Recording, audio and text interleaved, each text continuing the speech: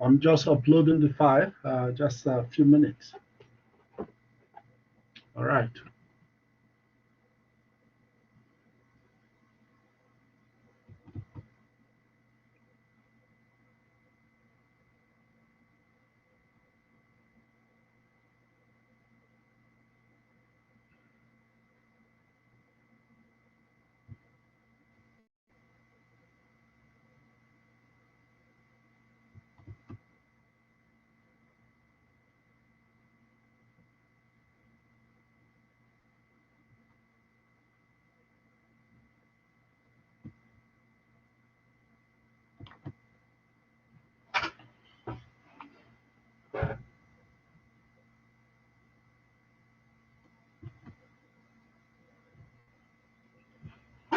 Okay, colleagues, can you see the slides? Yes, sir. Yes. Fantastic.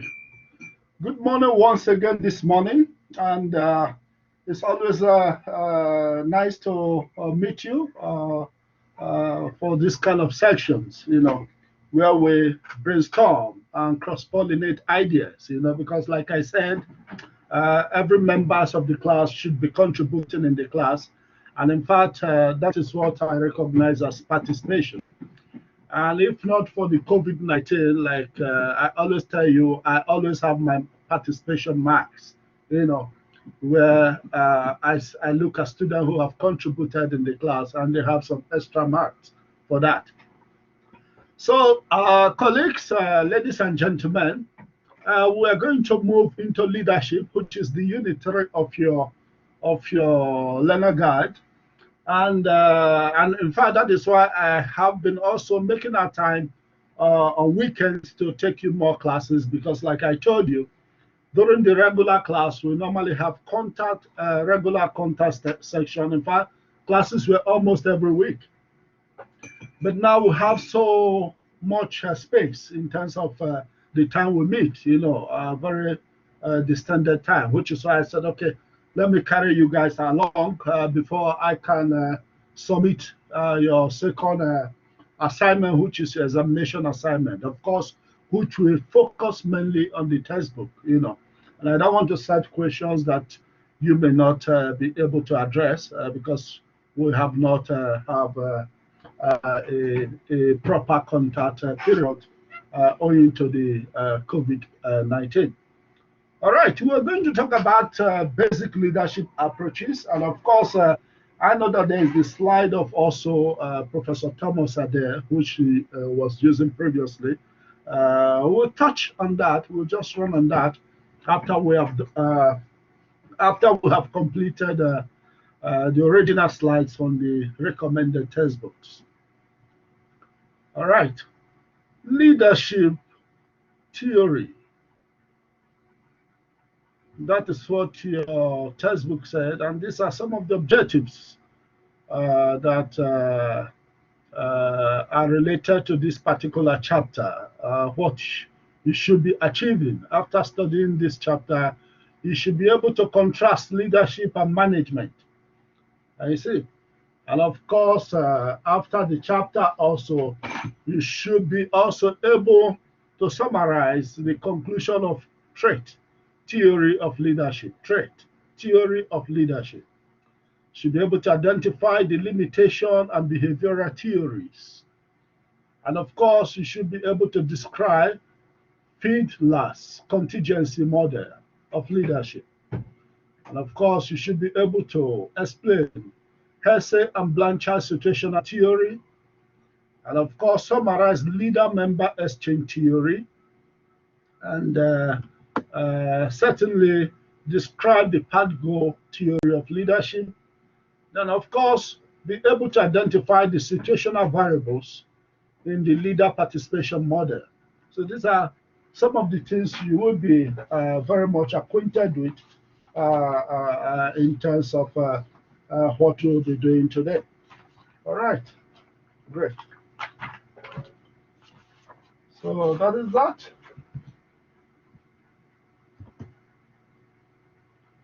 Now, leadership. I see. Leadership. What is leadership? What is leadership when we talk about leadership? In order not to belabor our time or waste our time, leadership simply means the ability to influence a group towards the achievement of goal. Don't mind, I'm seeing kind of a cross around that achievement of goal. I think it could be the system. You know, leadership is the ability to influence. Leadership is the ability to influence a group or influence people towards goal achievement. Can you see? In order for them to achieve a goal. Can you see? When we look at the definition, it's almost like some of the previous definition of course, management, who says that management is the act of doing things through people. Can you see? But of course, later on, McClelland was able to say that management is the act of doing things through and with people. Can you see? That of course the leader must be involved, not just the leader commanding people to do some work. So definitely, in order for you to do things through and with people, there should be some level of influence. Can you see? So there should be some level of leadership when it comes to issues of management. I see. Now, distinguishing leadership from management, management says the use of authority inherent in designated formal rank to obtain compliance from organizational members. Can you see the difference? So somebody can be a leader without being within the hierarchy of authority. Can you see? He's using an influence. Can you see? For instance, if we take an instance, Madiba during the ANC movement, he was not within any authority to influence others. Can you see? So that is where the leadership comes, because of course the true leaders of the ANC in those days were people like Governor Mbeki, of course Oliver Tambo, and some of the top brass, that were in exile. Can you see? But of course, gradually Mandela started influencing the group of people he was with in the Robben Island. Can you see? That is leadership coming into play there. So management has to do with authority within a formal system. For instance, my dean has an authority to, of course, give me command to do some work within his authority. Can you see? So use of authority inherent in designated formal rank to obtain compliance. Can you see? This authority is what has made the manager to be able to obtain my compliance. Can you see? My compliance as a UJ member or as any other organization, as the case may be, a member of any other organization. Is that clear? Yes, sir. Fantastic.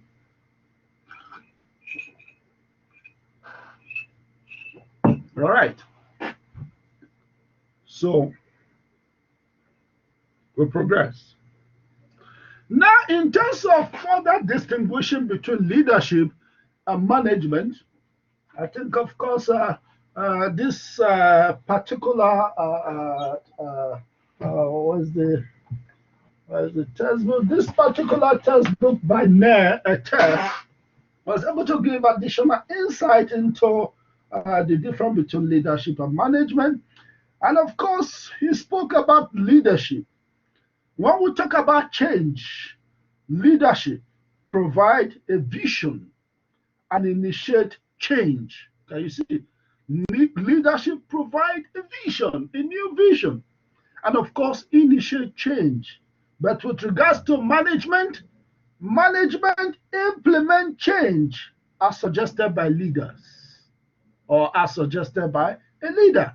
Can you see? In terms of distinguishing, leaders articulate vision, but management work on those vision. Can you see? Management work to bring about the change that the leadership has envisioned. Is that clear? And of course, in terms of course, leadership and management, when we talk about people, leadership inspire and develop people. Can you see? Leadership inspire and develop people, whereas management control people. Can you see? Leadership inspire. Leadership doesn't control. Can you see? Leadership inspire. That is that influencing aspect of leadership. Leadership inspire and, of course, develop. Can you see? They inspire you and also develop you to be able to achieve a goal. However, management give command and control you to do the job. Can you see? There's a difference in terms of leadership and management. And of course, when we talk in terms of power is derived from, in terms of leadership, it is not a form of power.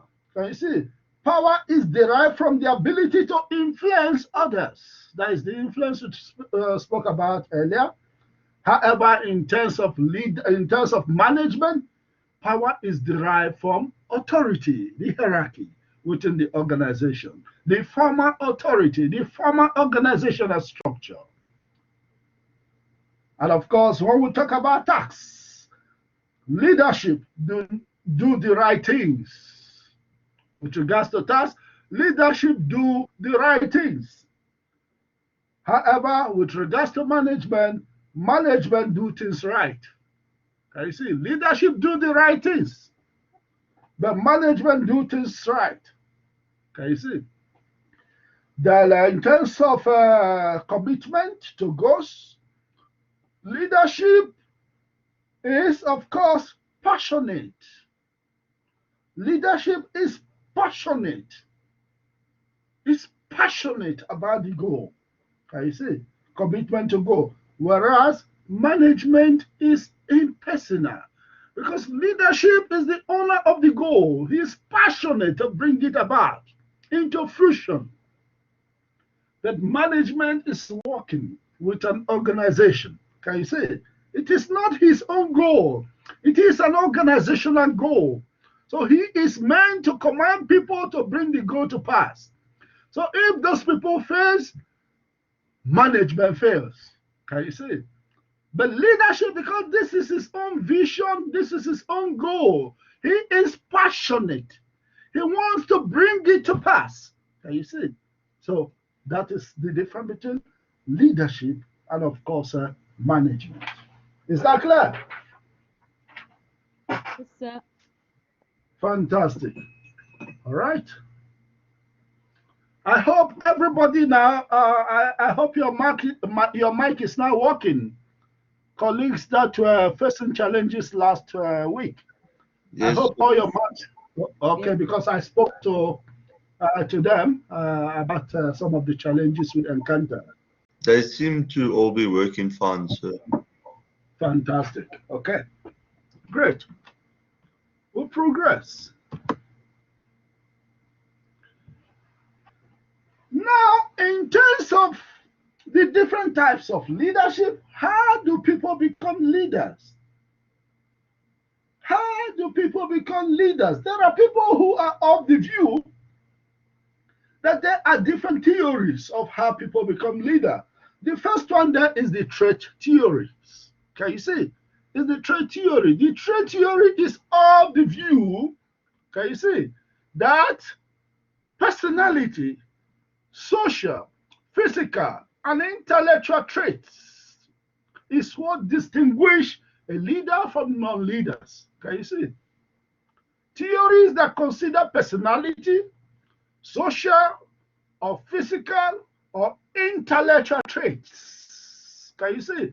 Intellectual traits, what they see in you to differentiate you as a leader and those who are not leaders. Can you see? And of course, people on the basis of trait theory began to identify the different traits that can make a leader or that we can see in a leader that is quite different from non-leaders or those who are not leaders. And in case of trying to develop all these traits, many authorities over the years were coming with so many different traits to the extent that we have so many innumerable, uncountable traits of leadership from the perspective of different authorities. You see? And of course, they say beauty lies in the eyes of the beholder. So if each one of them have what they identify as the trait that makes someone or that distinguish a leader from the non-leaders. And after so many years of argument, authorities were able to reduce these innumerable traits of leadership and decided to make do with about 1, 2, 3, 4, 5, 6, 7. That in fact, some of the traits that we can see in a leader that is different from others within society, within an organization, within a nation, is that leaders are ambitious or ambition and they have energy. Can you see?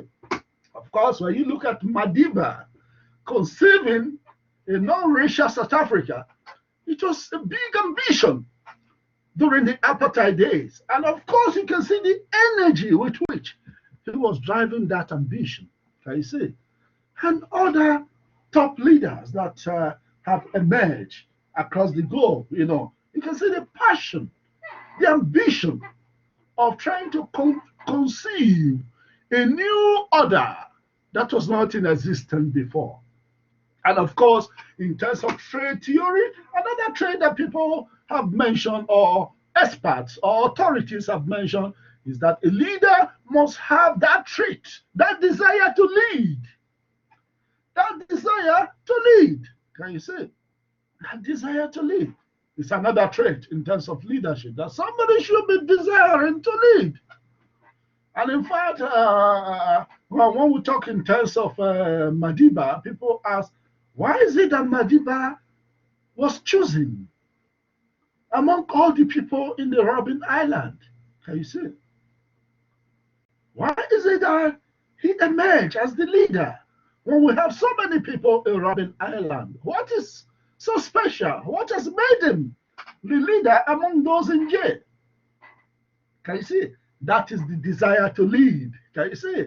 After so many years in jail, Mandela was the first to tell the apartheid government, after so many years of saying prisoners cannot negotiate with the government, he was the first person now to call the government that I want to start the negotiation process. Can you see? Which is not the desire to lead. And he initiated this idea in the first place, even without telling some of his comrades or some of his colleagues in jail. Can you see? So he initiated. So that is the desire to lead among every other person in the jail or in jail. And of course, another aspect is a leader. Some of the traits that they have identified also in leadership is honesty and integrity. Can you see?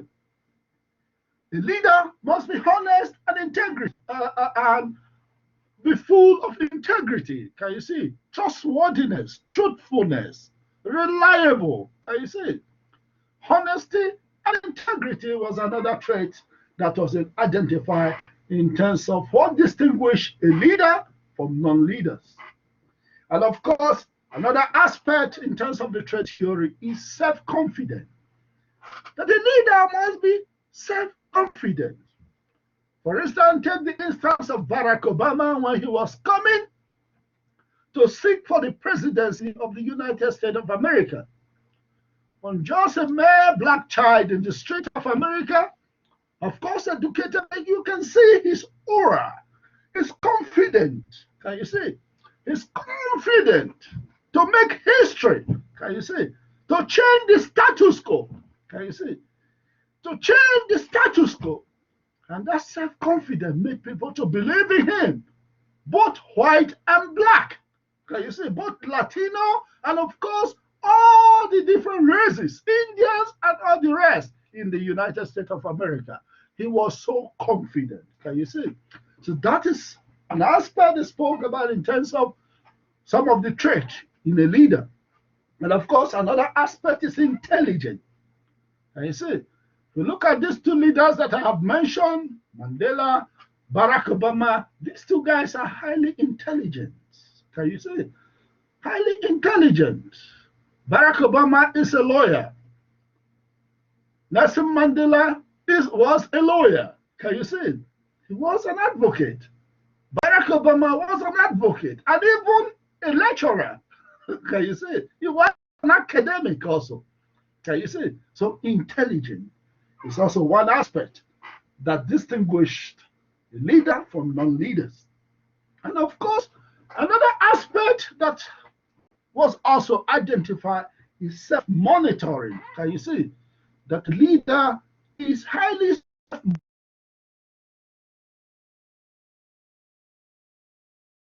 monitoring whether people to look up to you. Can you see? You must not be found misbehaving. Can you see? In the public. So a leader is very much self-monitoring. Because you know, people will hold on to you and say, look at the person you call your leader. Can you see? If he is found wanting in the public. Can you see? And of course, the knowledge that distinguishes a leader from non-leader is what they call job relevant knowledge. Can you see? That a leader must have job relevant knowledge, must have skills. Can you see? Related to leadership. Can you see? Or in any place you have been placed in leadership, you must know your job. Can you see? So a leader must have job relevant knowledge. So these are some of the traits that some of the authorities have now been able to concise in terms of the many different traits that I have spoken to you about. Initially, there were so many authorities coming with different traits of leadership. Of course, we will see some of those things when we look into Professor Ade Thomas' slides. Is that clear? Yes, sir.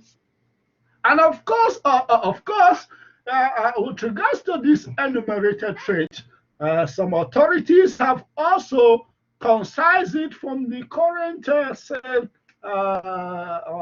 current 7. They have also, some authorities have been able to reduce it now, of course, to 5 by using what we call the Big 5 personality model. Can you see? Of course, by Mays Briggs, Big 5 personality model, which is related to a personality assessment model that type 5 basic dimension. Can you see? And they are of the view, based on the 7 that I have discussed, they have now been able to reduce this to the Big 5 personality model of what distinguishes a leader from non-leader. And of course, there is a perception that a leader must be an extraversion. Can you see? A personality dimension describing someone who is sociable. A leader must be sociable. A leader should be gregarious. Can you see? A leader should be gregarious and assertive. Can you see? So that is one aspect in terms of trying to reduce the 7 to 5. And of course, another aspect is that a leader must be agreeable. Agreeableness. Can you see? Agreeableness is a personality dimension that describes someone who is good-natured, somebody who has a good nature, somebody who is cooperative, somebody who is trusting. Can you see? You trust others so that you'll be trusted. That is why they say trust begat trust. Can you see? So a personality dimension that describes someone who is good natured. Can you see? If you look at some of the leaders that I have mentioned, in fact, you can see that to a certain extent they have that good natured, they're good natured. Can you see? If you read about their history, you can see some good aspect of them. Cooperative, can you see? And of course, trusting their members or their colleagues or their friends or their peers. All right. So, of course, the next one is emotional ability. Can you see? Emotional ability that the leader sometimes has emotional ability. Of course, I will come back to conscientiousness. I jumped that, but since I'm already at emotional stability, I can touch that and come back to that. So there's a perception that the leader should be emotionally stable, a personality dimension that is characterized or that characterizes someone that is calm, self-confident, can you see, and secure, positive, can you see, positive individual as opposed to being nervous, depressed, and insecure, which is of course negative. But a leader should be somebody who is calm, self-confident, and of course secure. You see, and of course, in terms of conscientiousness, of course, which is a personality dimension that describes someone who is responsible. A leader must be responsible, dependable. Can you see? They title those seven initial traits of leadership that I have spoken about. Persistence, can you see? And a leader must be organized, can you see? So that is conscientiousness. And of course, another aspect in terms of the big five personality model is, of course, openness to experience. Can you see? A leader must be free-minded, open to learn from others, a personality dimension that characterizes someone in terms of imagination. Can you see? Opening his mind to new realities. Can you see? The leader must be, of course, sensitivity, and of course, curiosity. Can you see? Always willing to learn, to be curious, to understand. Can you see? So openness to experience. Can you see? At times we hear people saying, I want to have a new experience. Can you see? So those seven trait theory have also been reduced by other authorities, or if you go to other textbooks, you can see these five big personality model as something that they have also used to distinguish between a leader and non-leader. So the negative, the opposite of extraversion is introversion, somebody who is quiet, somebody who is not sociable. Can you see? So that person may not be a leader. Can you see? And of course, agreeableness, versus somebody who is not a good nature, or somebody who does not agree with person, somebody who is non-cooperative, that cannot be a leader. Somebody who cannot be trusted cannot be a leader. Can you see? So, vice versa. All right. Is that clear? Yes, sir. Sir, can I just ask one question? Okay. Um, so according to this thing, is this saying basically like an introversion person would not be a good leader, or is it saying it's very rare for an introversion person to be a leader? And now the fact of the matter is, when we talk about management, an introvert may become a leader within the formal hierarchy, because this is now something that is formally designated. He has come to leadership through promotion. But when we talk about leadership, apart from being within the formal hierarchy, it is a little bit very difficult for an introvert to emerge as a leader, because how are you influencing others if you are not a good communicator? How can you influence other if you're not sociable? How can you influence other if you don't have a likable personality? Can you see? Okay, So that is, I yeah, that understand is. what you're saying. So it's basically saying in an informal structure, if you threw, let's say, 10 people together, an introvert would not climb to, let's say, be the head of the group, if I could say it like that. Certainly, certainly, certainly. Okay, So thank you. so you can't be quiet and emerge as a leader. You see, so it is actually not within the confine of most of these traits or characteristics that will have explained that distinguish a leader from non-leaders. Is that clear? Yes, sir. Yes, sir. Fantastic. Great. We progress. All right. Now, in spite of the fame or in spite of the general acceptance of the trade theory, or in spite of the initial acceptance of the trade theory, or in spite of the popularity of the trade theory as the first theory that was able to show us what distinguishes a leader from non-leaders, there are so many limitations. Can you see? There are so many limitations that we identify within the trait theory of leadership. The first one is that, one, there is no universal trait found that predict leadership in all situations. Can you see? And most of these traits that we have mentioned cannot be universal. That in some society they may have other traits. Can you see? So no universal trait found that predict leadership in all situations. Can you see? So that is one of the limitations. The second limitation there is that traits predict behavior. Can you see? Traits predict behavior better in weak than strong situation. Can you see? That is another limitation. Traits predict behavior better in weak than strong situations. Then, of course, the next limitation there is unclear evidence of the cause and effect of relationship of leadership and trait. Can you see? Seems that there is an unclear evidence of the cause and effect of the relationship between a leader and the traits that have been mentioned.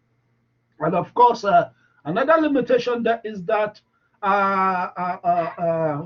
traits theory is a better predictor of the appearance of leader than distinguishing effective and ineffective leaders. Can you see? It's a trait theory is just looking at the outward appearance of a leader. It first look at the intrinsic aspect of leadership. Let's put it in that way. Can you see? It's able to see the tip of the iceberg, but was not able to see things beneath the iceberg. Can you see? So, in other words, it's just a better prediction of somebody who appear. You can see somebody who is a talkative, somebody who is loquacious, somebody who is huge, somebody who is handsome, somebody who is, you may say, oh, this person will be a great leader.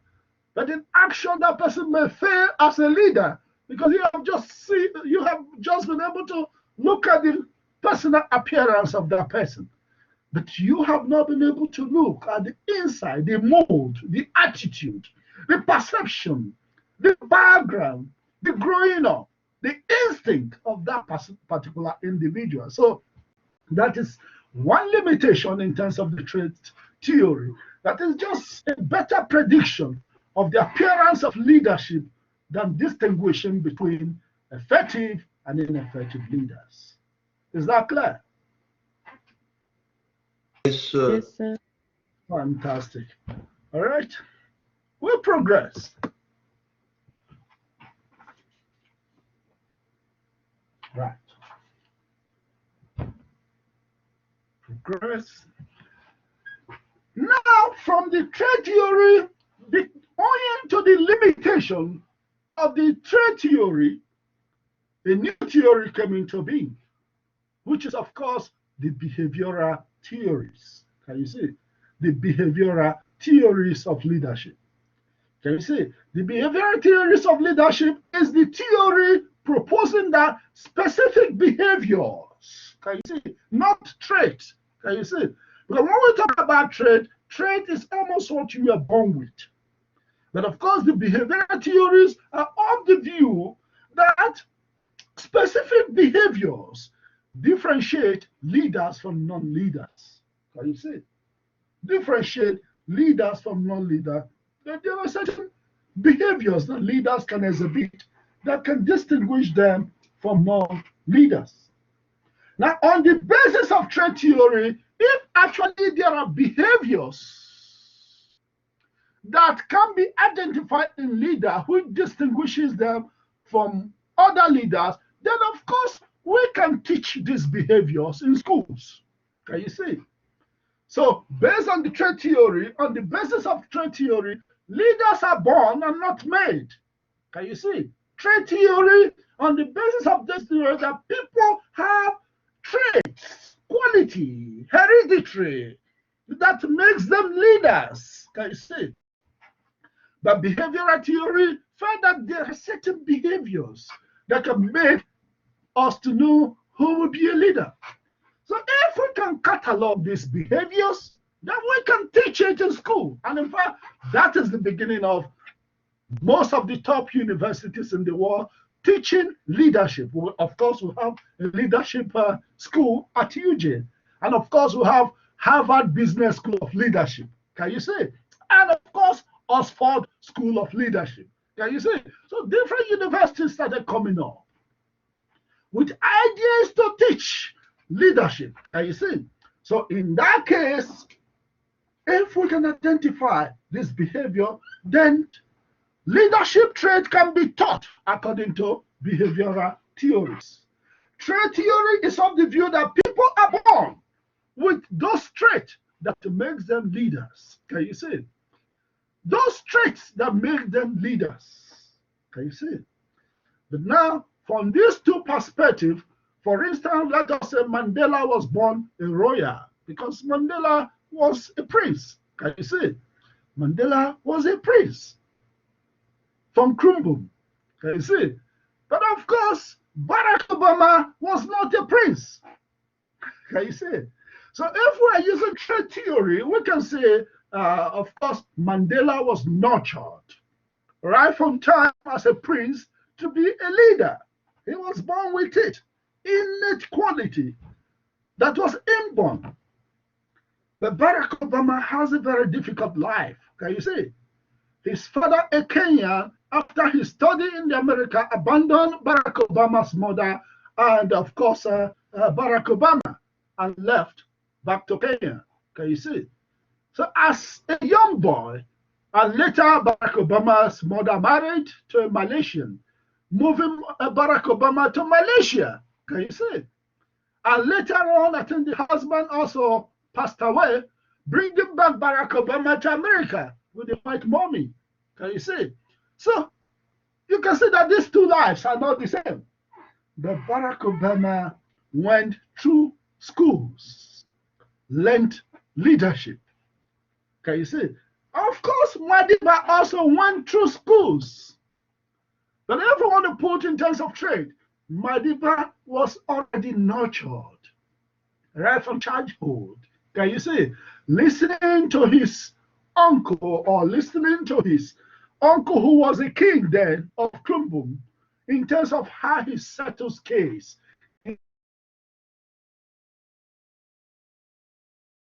In terms of Barack Obama, he grew up.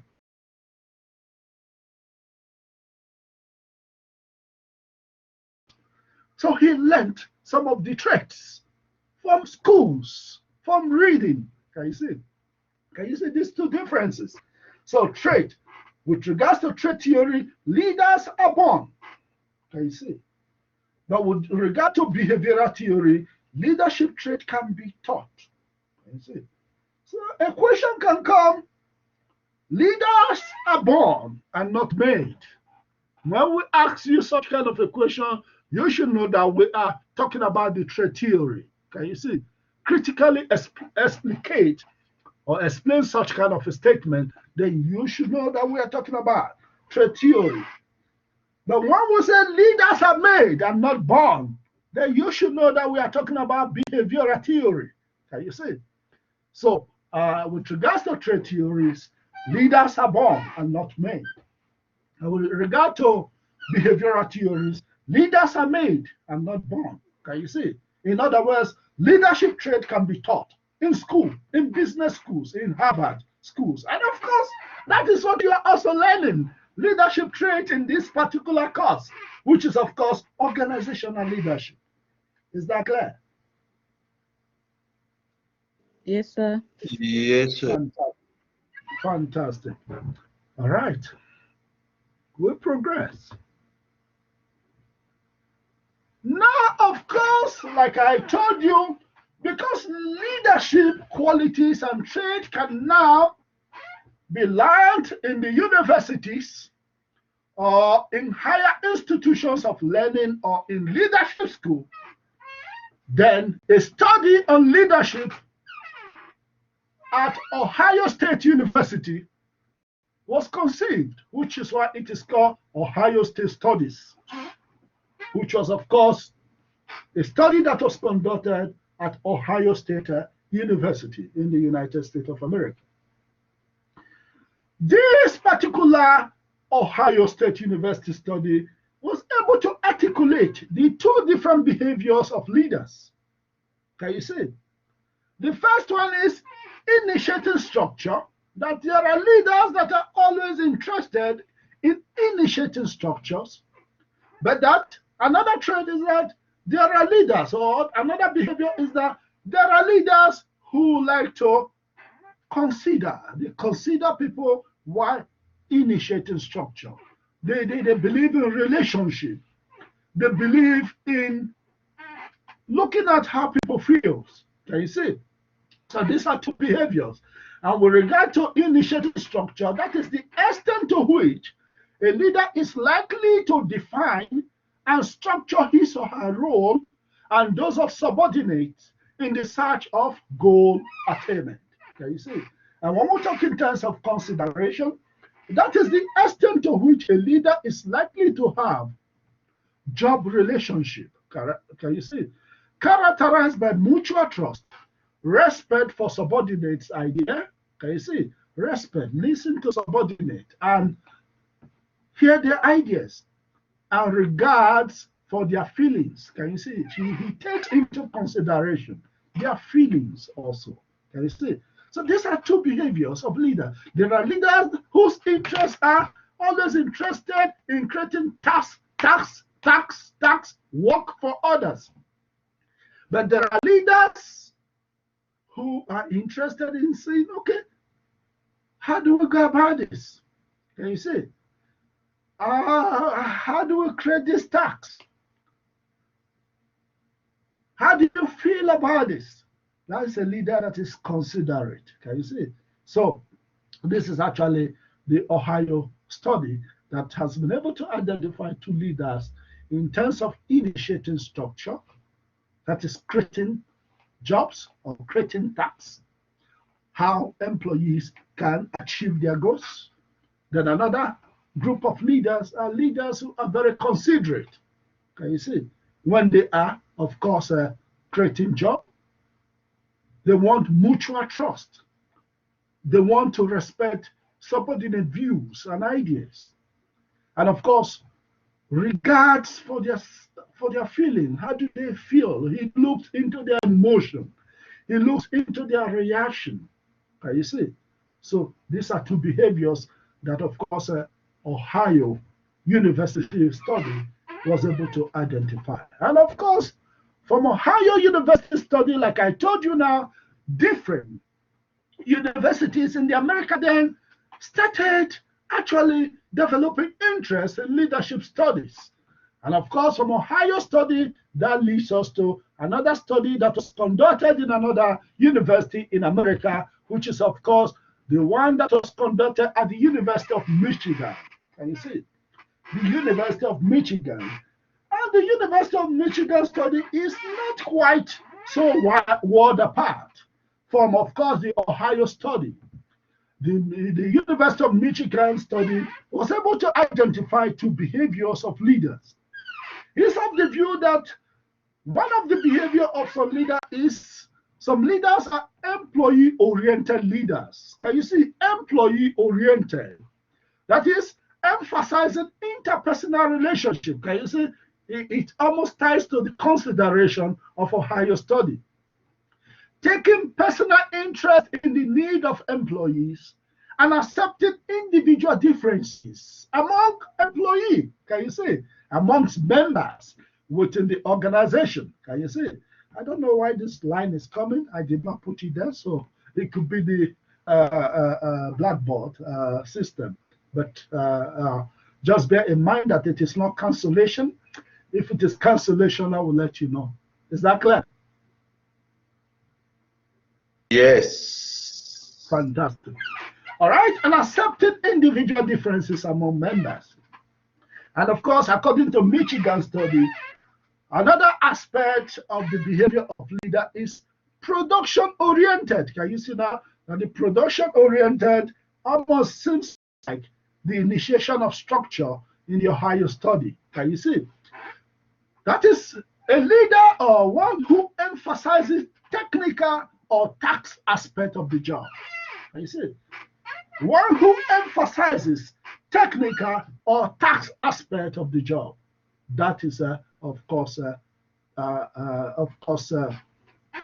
production-oriented leader. Can you see?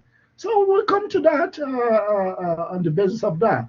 And of course, different leaders were able to actually articulate certain behaviors now within these two different new constructs, in terms of people who consider, and of course, employee-oriented, and people who initiate structure, and of course, production-oriented leaders. Is that clear? Yes. Is that clear? Fantastic. All right.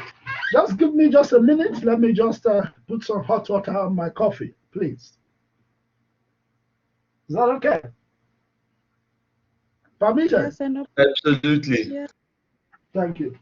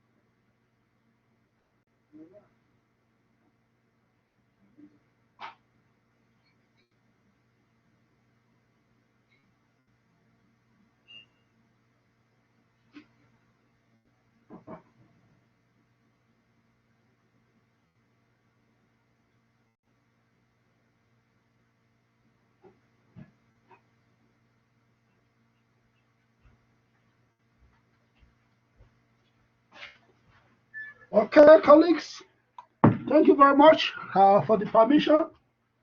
We'll progress.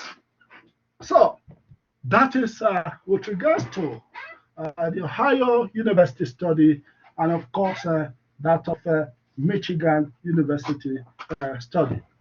Now we progress on the basis of this two school of thought, because like I told you, the aspect of some aspect of Ohio University study, it seems almost similar to Michigan study, and some aspect, the other aspect seems also almost similar to the other aspect.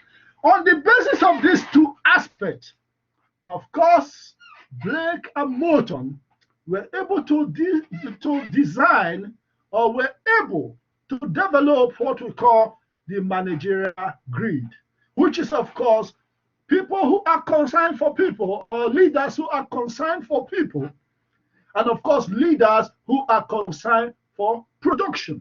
Can you see? And this 9 times 9 managerial grid, which is, of course, 81 different leadership styles. Can you see? 81 different leadership style, which is, of course, 9 times 9 managerial grid. Can you see? But of course, who will not belabor ourselves discussing the 89? The 89 has tied to a particular leadership aspect. So out of the 89, I think, of course, Blake and Morton were able to focus strongly on just 5 of the 89 managerial grid. Can you see? Which is, of course, 9 by 9 or 9 times 9 matrix, outlining 81 different leadership styles. Can you see? That he was able to focus on 5, which is, of course, 1.9 leadership style or 1.9 leadership style. And the next one that is 9.9 leadership style, which is 9.9 leadership style. And another one, which is, of course, in the middle, is 5.5 leadership style. And, of course, another one there is, of course, the other one there is, of course, 1.1 leadership style. And the next one there is, of course, 9.1 leadership style. Can you see? Now we will discuss these different leadership style based on other to provide clarity in terms of some of the additional reading I obtained from other sources when I was doing my master's in India. You see, which of course taken from the textbook of Tripathi. Can you see? Tripathi was able to actually give us a better insight on this different leadership style in terms of 1.1, 1.9, 9.1, 9.9 leadership style. You can see them there. And according to Tripathi, Tripathi has been able to call the 1.1 leadership style as what he refers to as impoverished management. That is, of course, leadership who are low in concern for people. Can you see? Leadership who are low in concern for people and as well as low in concern for production. He classified those leaders as impoverished management, no management. Can you see? These people are just laissez-faire leadership. They just allow people to come to work and do what they like. Can you see? And of course, they don't also care about production. They don't care about consideration for people, and they don't care about production. So as such, he calls it impoverished management. Can you see? And of course, another aspect of leadership, which is, of course, leadership that is high in concern for production, can you see, but low in concern for people. He calls that task management. So that person becomes a task master. Can you see? Work, without checking the emotion, without checking the feelings, without looking at the views, the perspective of the workers or the employees. Can you see? So he's a task master, a task manager. Can you see? That is 9.1 within the 81 managerial grade.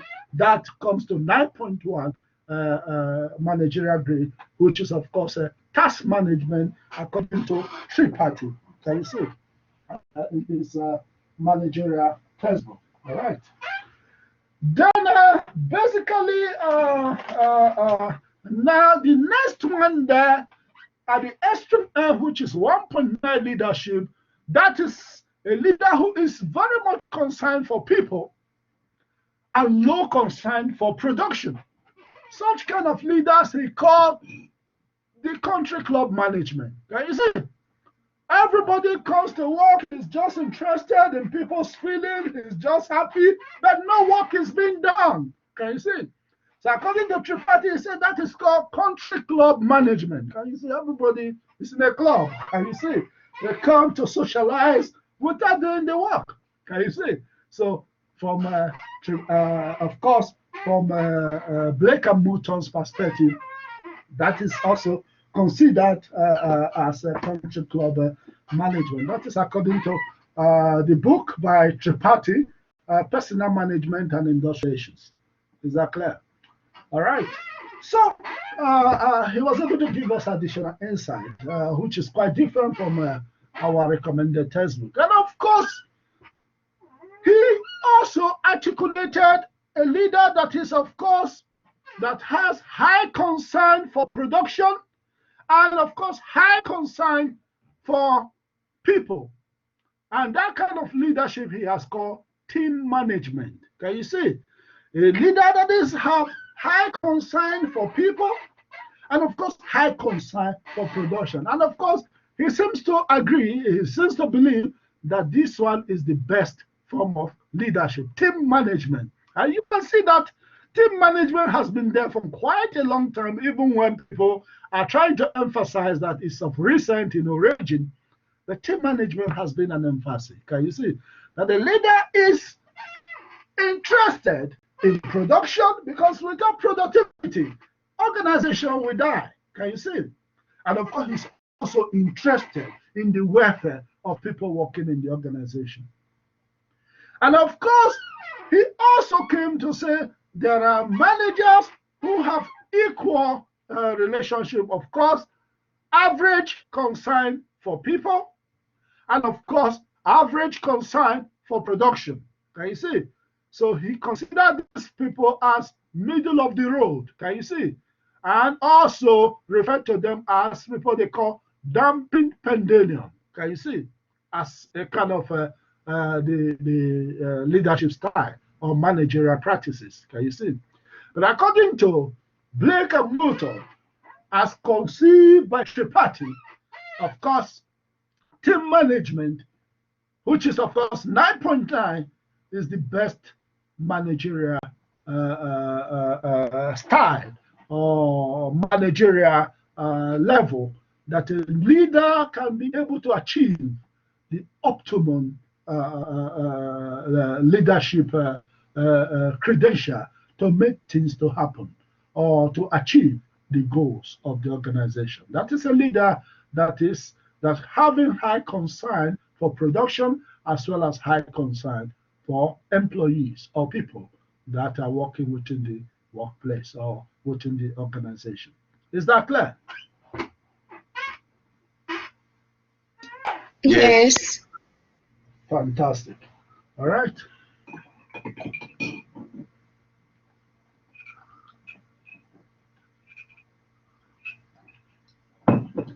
Great. We progress.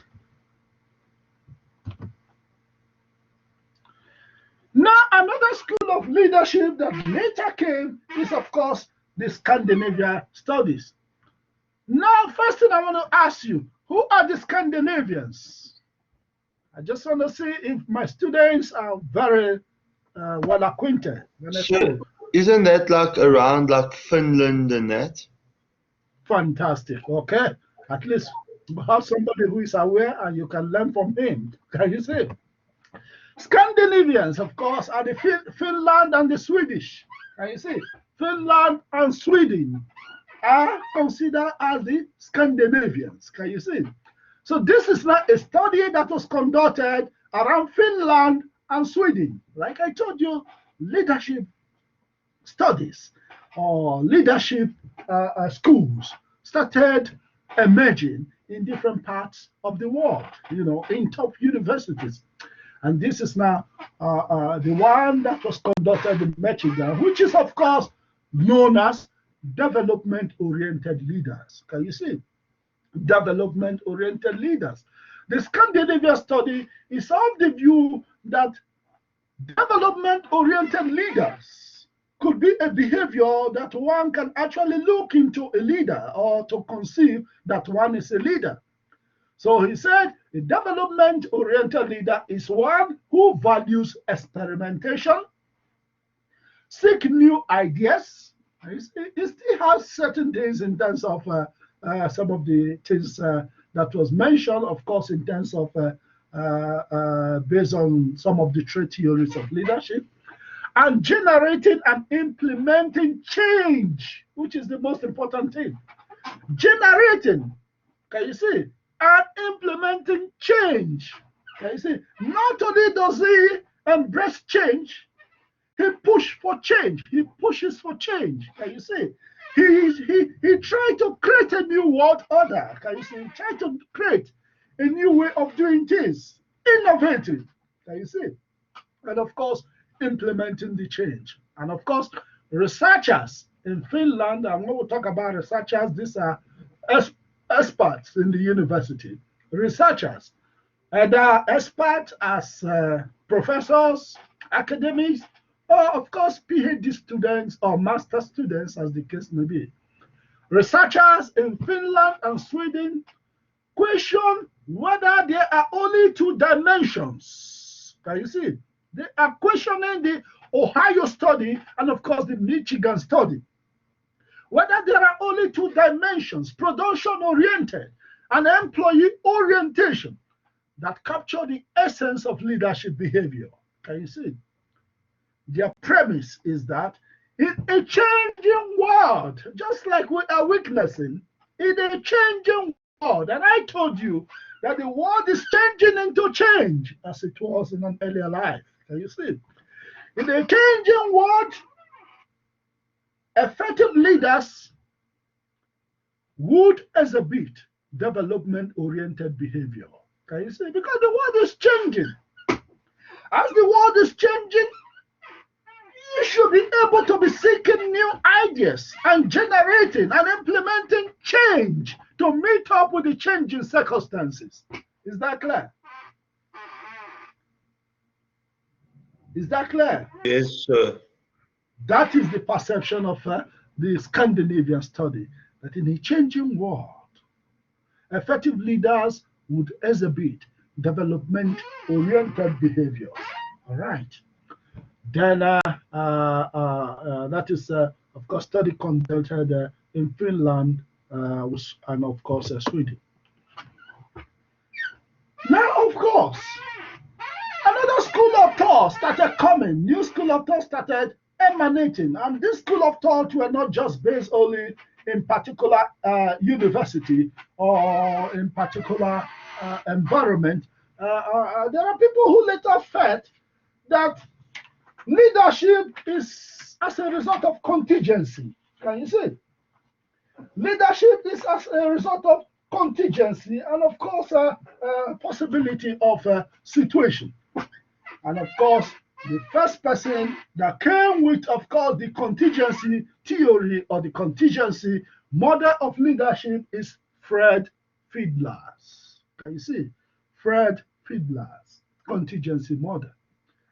The contingency theory of leadership is the theory that effective groups depend on a proper match between the leader's style of interacting with subordinates and the degree to which the situation gives control and influence to leaders. That is to say that situation, can you see? Situation makes a leader very much effective. Can you see? That situation gives control to a leader to execute his leadership style. Can you see? The theory that effective group depends on proper match between leader style of interacting with subordinate, and the degree to which the situation give control and influence to the leader. I gave you an instance in terms of what this contingency theory is talking about. Sometime back, there was a top CEO or a top manager who is called Al Dunlop. Can you see? Al Dunlop. Because of his managerial style in different organizations, because he has this passion to retrench or dismiss workers or fire workers at will. Can you see? But he went from organization to organization and people were hailing him. He was becoming famous and he was getting promoted because he fires workers, he reduced the sizes of workers, and of course, the organization profitability increases. So of course, R. Dunlop, which later people gave him the guy name Chainsaw R, because of his style of course, leadership. He got to an organization called Lily Tulip. He fired 50% of the workforce. Can you see? And of course, he moved again. He got to an organization called Kran Zelibach. He fired 20% of the workforce. And he moved again to another company. He got to a company called Scott Paper. He fired or asked 11,000 members of the workforce. Can you see? And he was becoming famous because when he fired people, the profitability and of course the share price of the organization increases. So he was a sought after manager, can you see, at a given time. But however, when he moved to another organization which is called Sunbeam, can you see, Sunbeam, he got there, when he fired, the firing backfired on him because there was massive protest, massive anger, to the extent that other employees left were demoralized and they were not ready to contribute to the organization. So there was protest, and of course, the management, the share of the organization went down, plummeted, and of course, the profitability of the organization went down because of poor productivity, and of course, R. Dunlop or Jameson himself was finally fired by the organization. So he was firing until he himself was fired. Can you see? That is to say that all situation, can you see, does not permit somebody that there are different situations that can be palatable in terms of how leaders lead. Can you see? That there are areas or environment where you apply the same type of leadership or a situation where your style of leadership may, of course, become, of course, useless or may not actually be effective in that particular environment. So R. Dunlop was popular in terms of firing people until he himself was fired for firing people. All right. So, of course, on the basis of this explanation in terms of contingency, Fedler was able to develop a questionnaire which is called the least preferred co-workers questionnaire. Can you see? The least preferred co-worker questionnaire, just to find out from employees or from leaders who are the least preferred co-workers that you have worked with. Can you see? Which is, of course, an instrument that purport to measure whether a person is task or relationship oriented.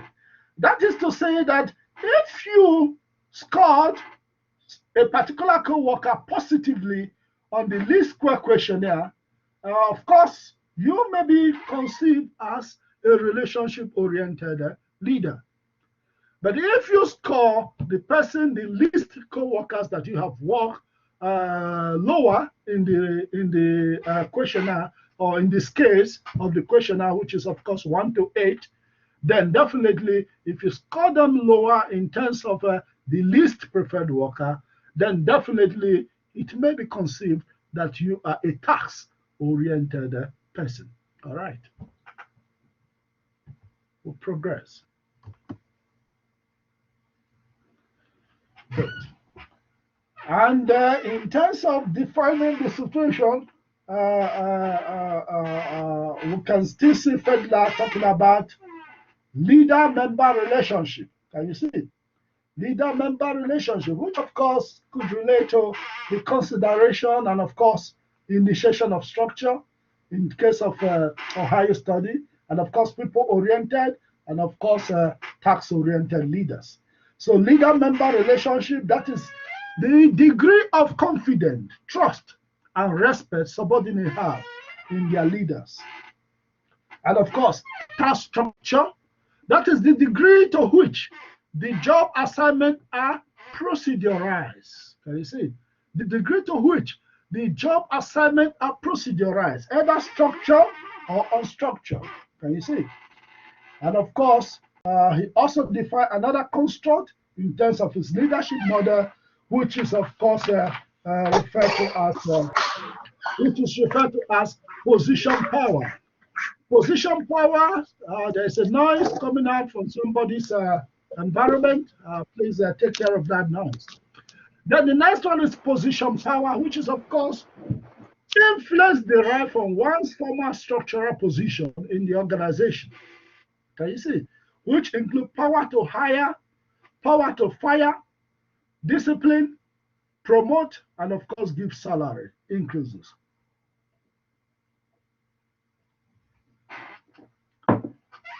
These are just ways Fiedler have been able to define the situation in terms of what can be taking place within the organization in trying to explicate his leadership model.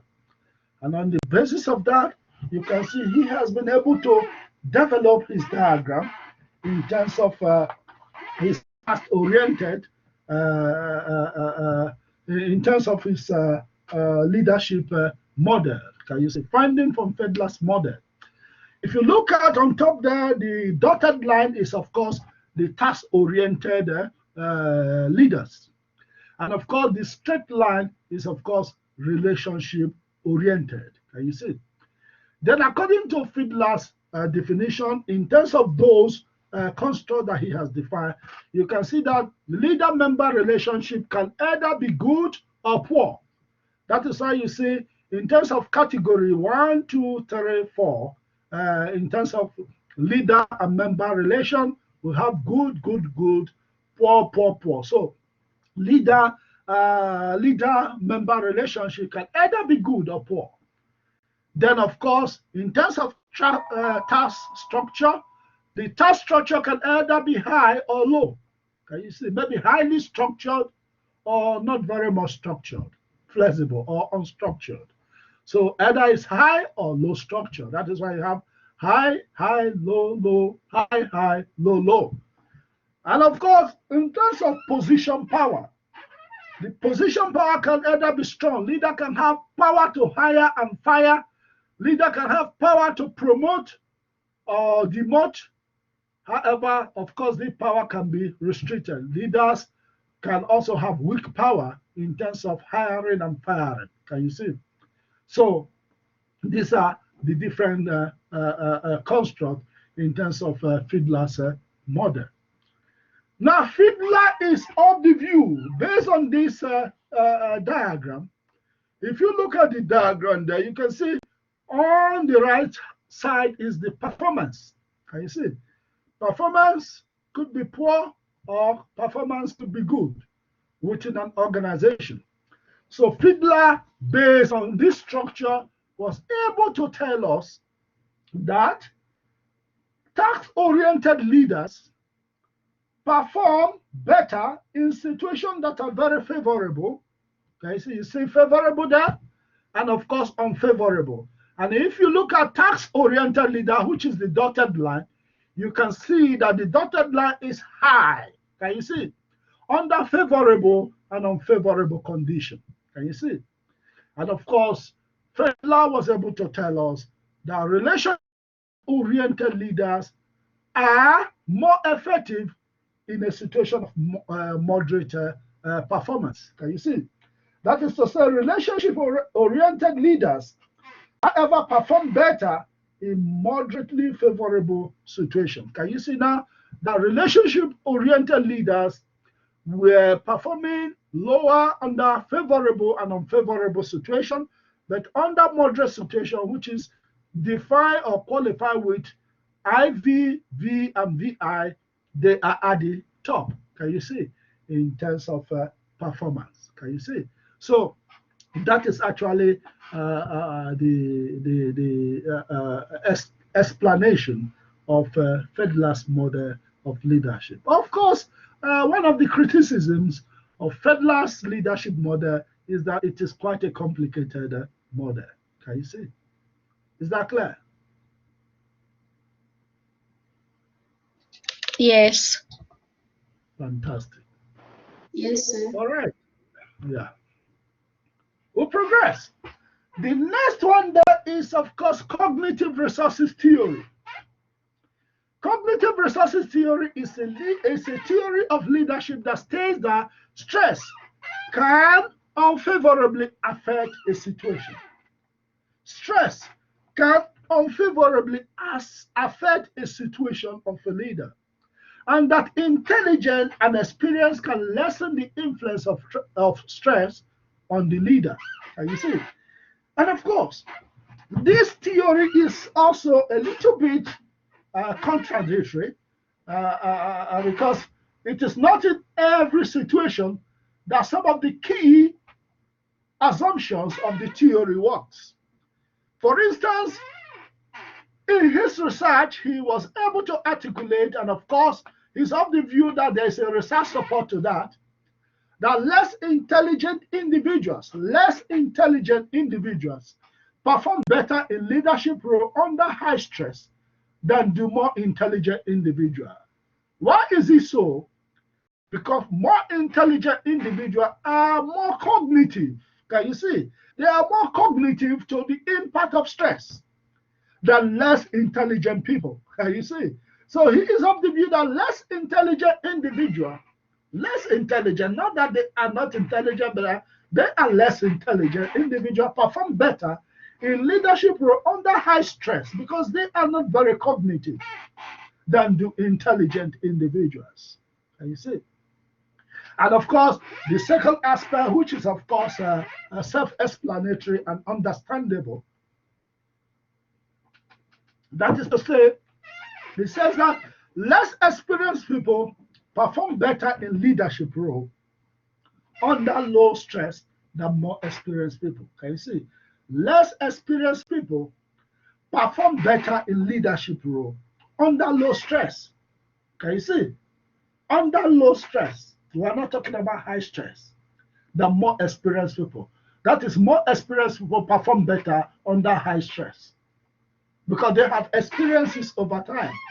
They have experienced stress over time, and they can perform better than low experienced individual. So experience is a good teacher here. Is that clear? Yes, sir.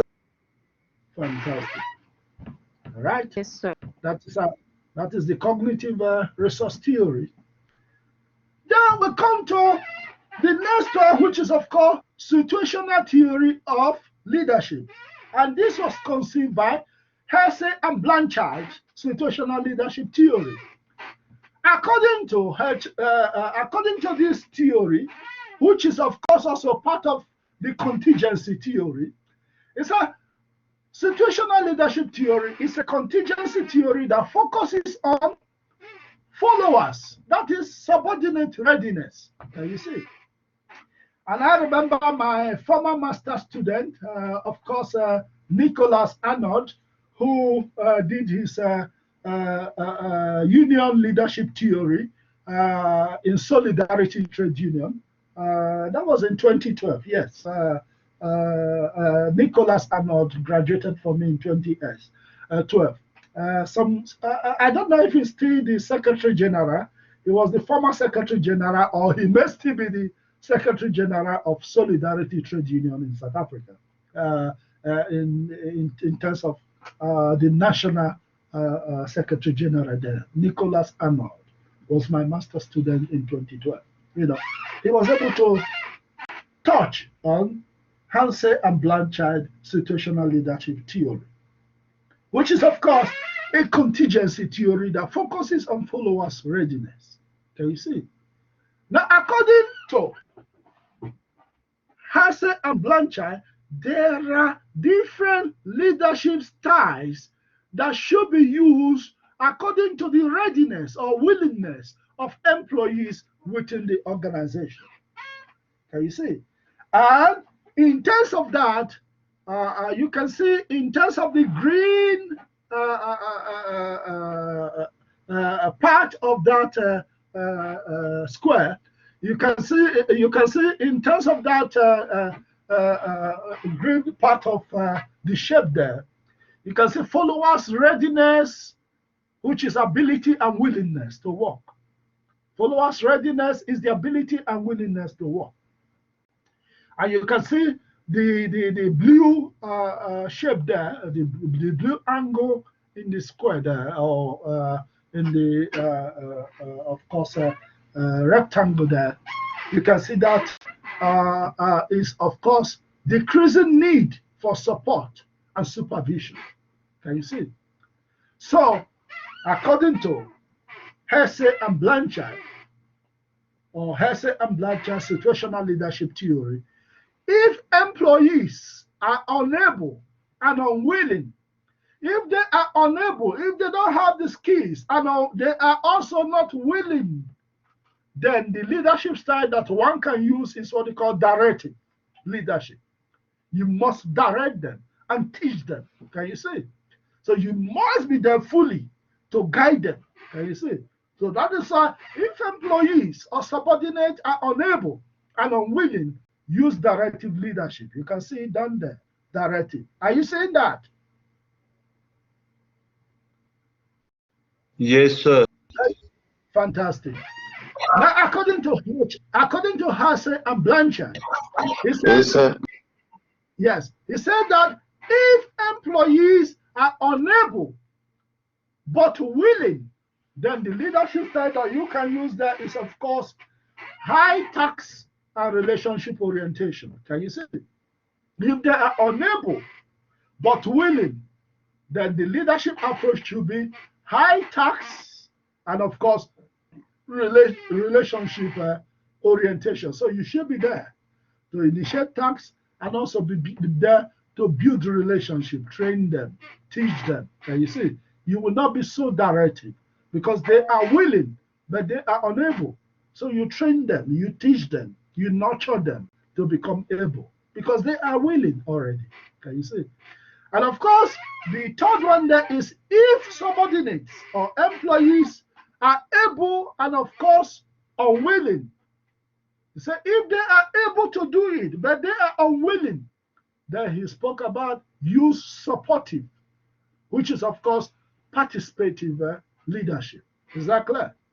Use supportive or participative leadership because they are able. All you need to do now is to make them to be willing. So try to be supportive and try to use participative because when you involve them in decision making as participating in the decision, then they are a kind of they buy into your ideas. Can you see? They support your ideas because you have been able to build consensus. You have been able to make them to feel important. So they see themselves as part of taking the decision. Can you see? So that is, of course, supportive and, of course, participative leadership. And, of course, the final one is if employees are able and willing, then you don't need to actually lead them so much. You give them a free rein to work. You can adopt management by exception. Can you see? You just come to see what they're doing, but you give them a free hand to work. That is because they are able and, of course, also willing. Can you see? So you just use monitoring, but not that you are there to show your presence. You monitor what they do once in a while, but you give them free hand to operate. Is that clear? Yes, Is sir. that clear? Sir. Great, great, great. Yes. So I hope if this comes in the examination, you'll be able to explain it. Oh, okay. Hopefully, sir. Hopefully, Definitely. sir. Definitely, Okay. sir. Can I hear another person's voice also? Can you hear my voice, sir? I can hear your voice. Can I hear Okay. other students' voice? Yes. Can you hear my voice, sir? Yeah, I'm hearing your voice. Absolutely. Okay. Fantastic. All Sir, right. We'll quickly before progress. we continue, I just want to know, are we going to be writing a test like a sit down, or it's going to be like an assignment where we take them and Yeah, it will be assignment that based on what we have lectured. It will not be like the first assignment where you are asked to choose. your research topic and work on it. But this one now will be based on what we covered in the class. And of course, that is why I'm working hard to cover the third unit so that I can release my question paper. Then we will continue in our subsequent classes to complete the two remaining units because we have 5 units Okay, in so your this is learning. not preparing us for the coming.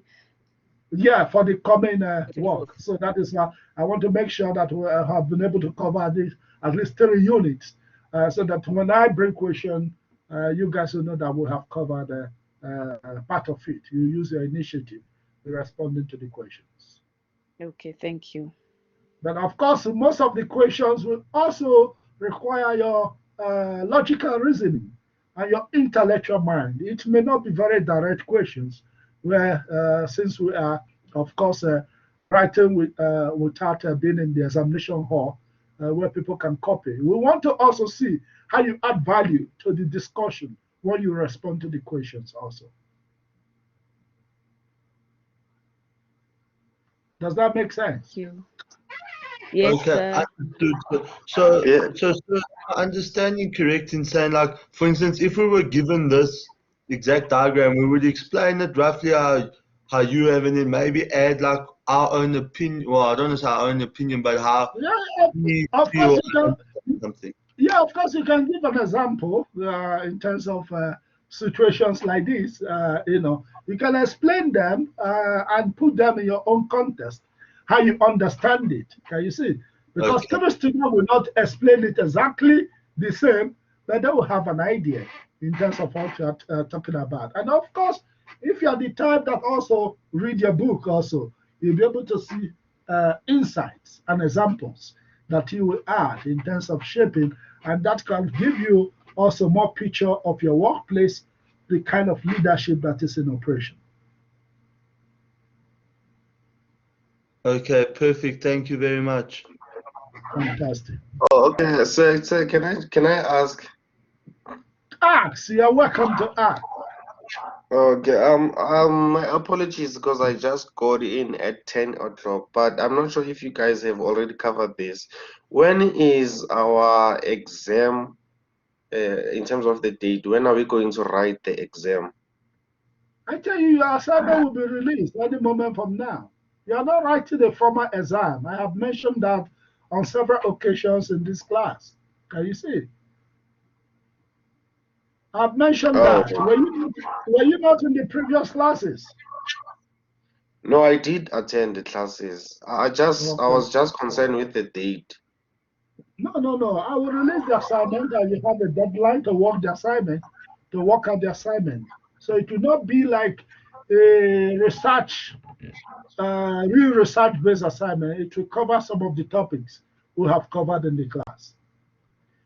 And to be frank with you, I pity most of the students that are not attending classes because we are in the electronic medium, because there are certain concepts and constructs that I have used in the class that maybe a kind of part of certain some of the questions. That is because I want to see whether you were in the class when the discussion came into being. Can you see? So that is why it is important to be regular in the class. I know people may hide from class because we are operating within the electronic system, but there are certain ideas that I have articulated.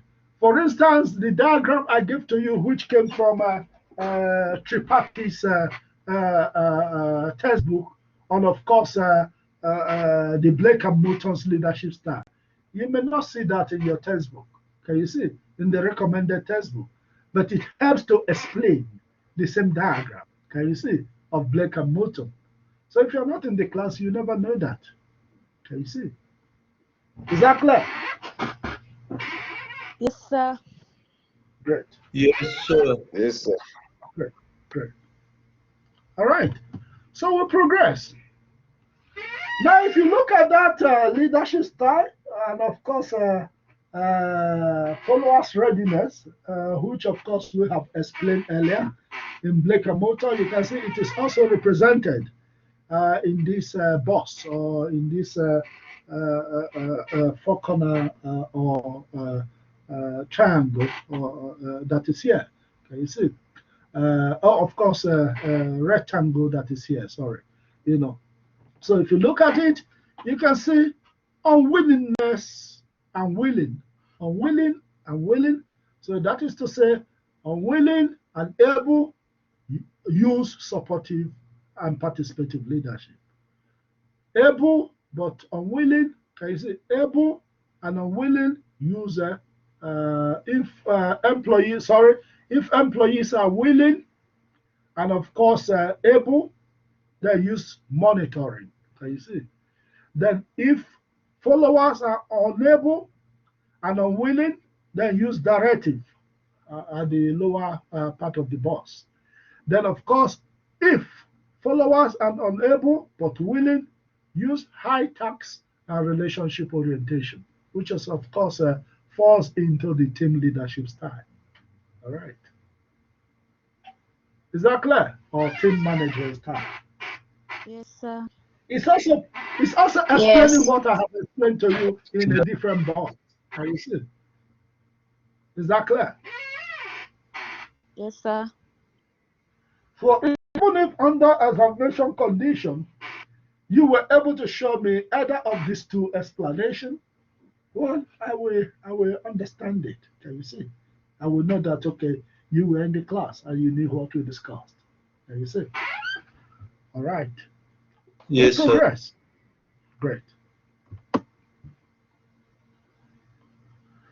Now the next one is of course leader-member exchange theory. Can you see? Leader-member exchange theory. That is, in certain situations, leaders create people we regard as the in-group and out-groups. And subordinate with in-group status will have higher performance rating, less turnover, and greater job satisfaction. And of course, sometimes we see that playing out in South African organization, where certain leaders make people who look like them, for instance, from racial background or from gender background or from age background, as in-group members within their organization, and people who do not look like them as out-group members. Or let's take in instance the apartheid system, which saw the whites as in-group and of course other people from other racial background as the out groups. Can you see? So you can see under such circumstances, those in the in-group will always succeed in terms of performance. And they will always succeed, they will always remain in the organization. And of course, they will always have greater job satisfaction because they are treated very well. Can you see? But those in the out group will certainly have low performance because they are not well treated.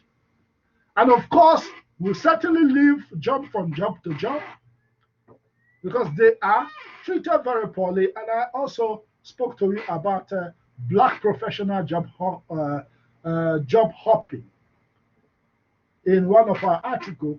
That sometimes it is not because black professionals are looking for job or looking for increase in salary, because it could be because there is a toxic relationship in a particular job that makes them move from job to job.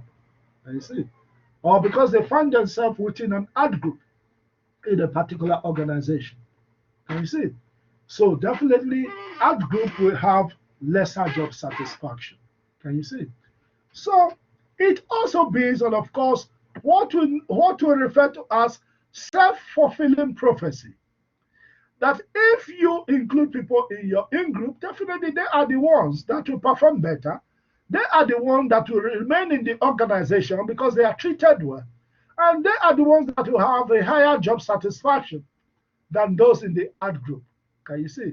That will, of course, perform very low, that will want to run away or move to other organizations, and that will have a lower job satisfaction within the organization.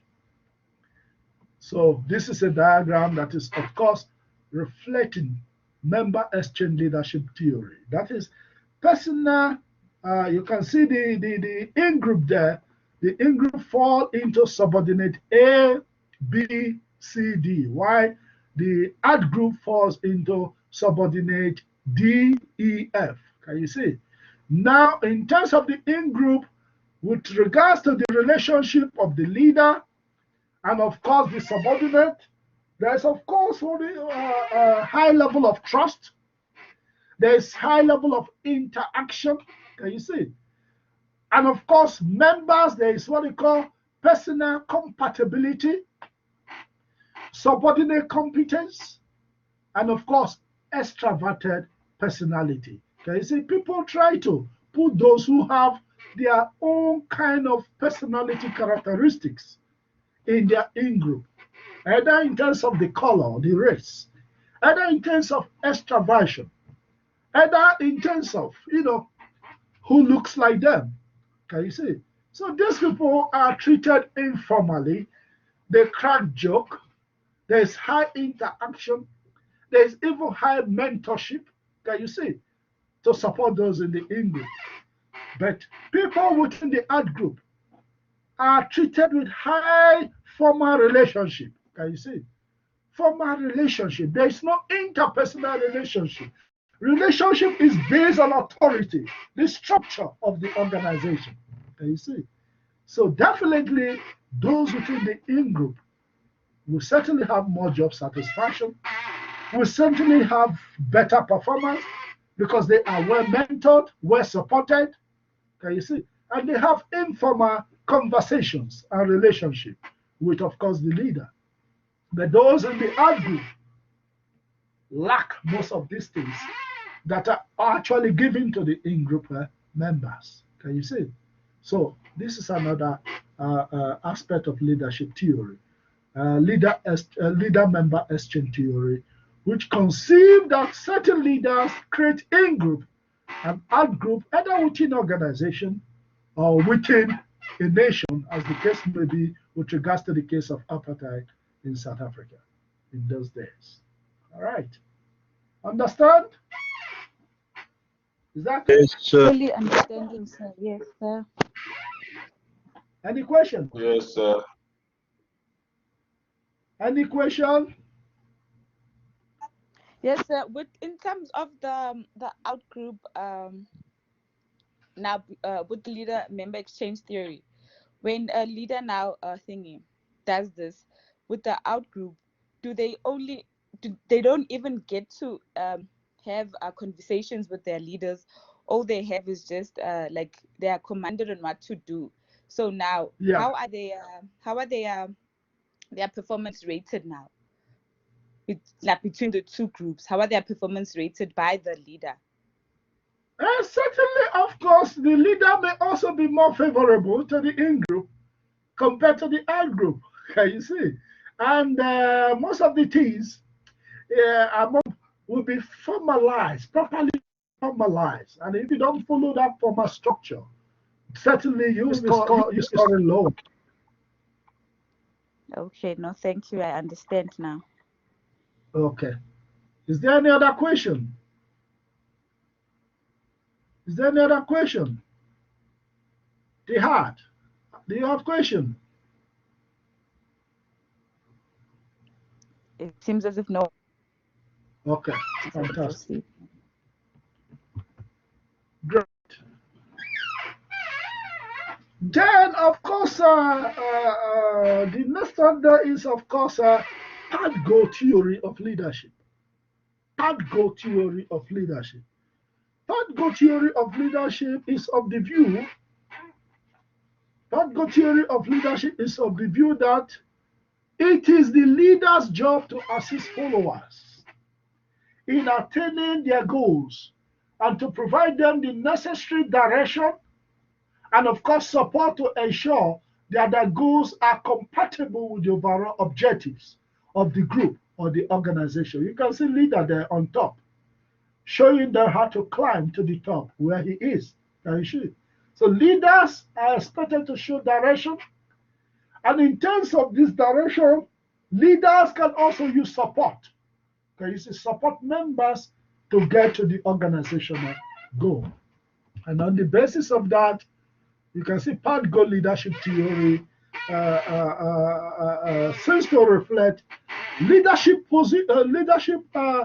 behaviors, either in form of directive, or in form of participative, or in form of achievement oriented, and of course in form of supportive leadership. And of course, it's all the view that all this leadership behavior are, of course, contingent to certain factors, either the task structure within the organization, the formal authority system within the organization, and of course, the work group, of course, within the organization, and of course, subordinate contingency factors, which is, of course, locus of control. Locus of control simply means subordinate confident that they are in charge of what they do. They don't blame external factors for their success or failure. Can you see? They have internal locus of control. Can you see? And of course, subordinate contingent factors such as subordinate experience and of course perceived ability. That is perceived ability. That all this leadership behavior will be used based on this contingency. Can you see? The different approaches will be used based on either the environmental factors and environmental contingency factors, which is outside, of course, the scope of the leadership, and of course, subordinate contingency factor, which is, of course, the locus of control, experience, and perceived abilities. And of course, the kind of leadership behavior that you exhibit based on these contingency factors will either reflect in terms of performance of employees and, of course, the satisfaction of your subordinates. Is that clear? Yes, Yes, sir. Fantastic. All right, great.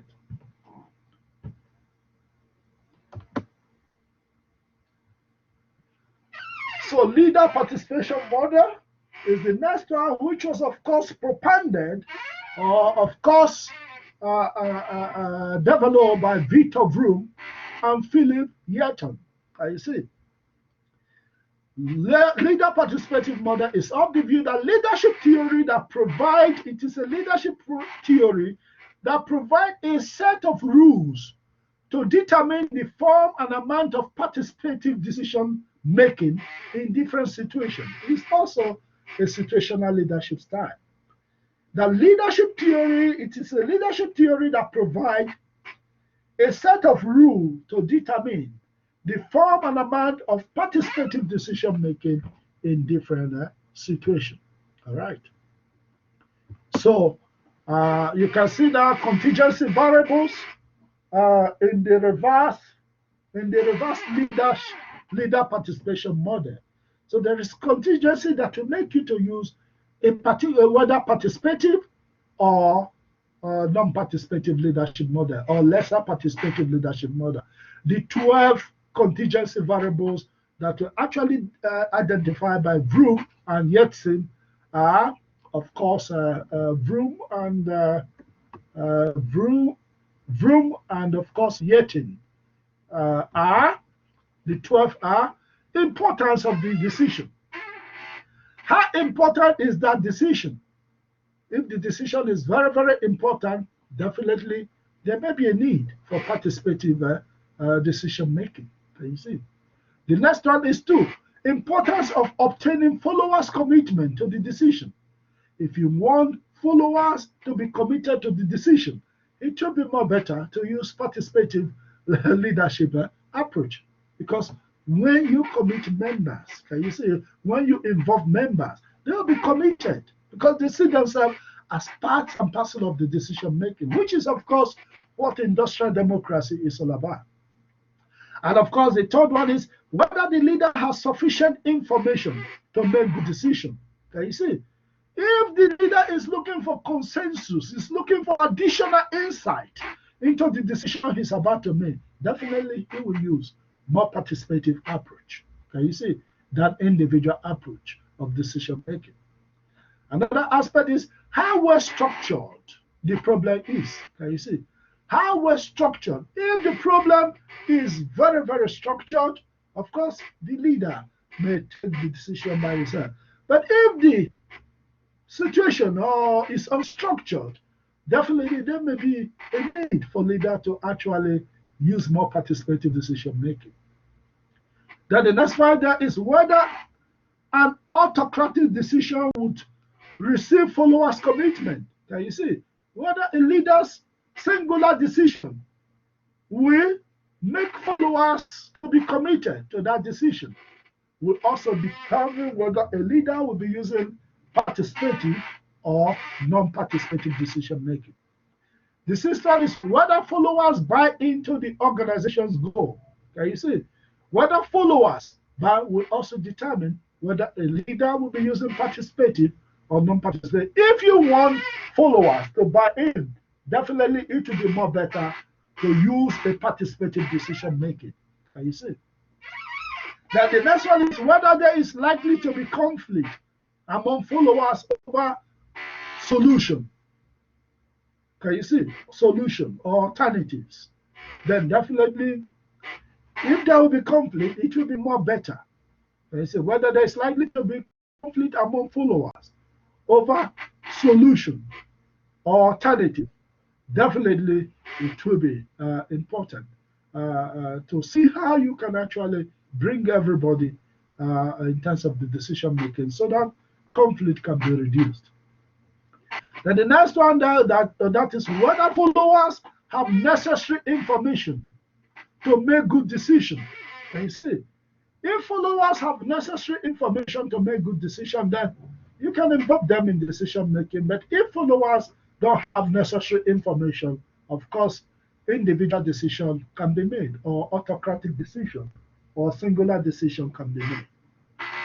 Then the next one is time constraint on the leaders that may limit followers' involvement. Can you see? Time constraint.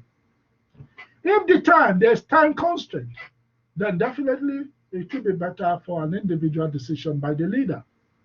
But if there's no time constraint, certainly participative decision can, of course, be encouraged.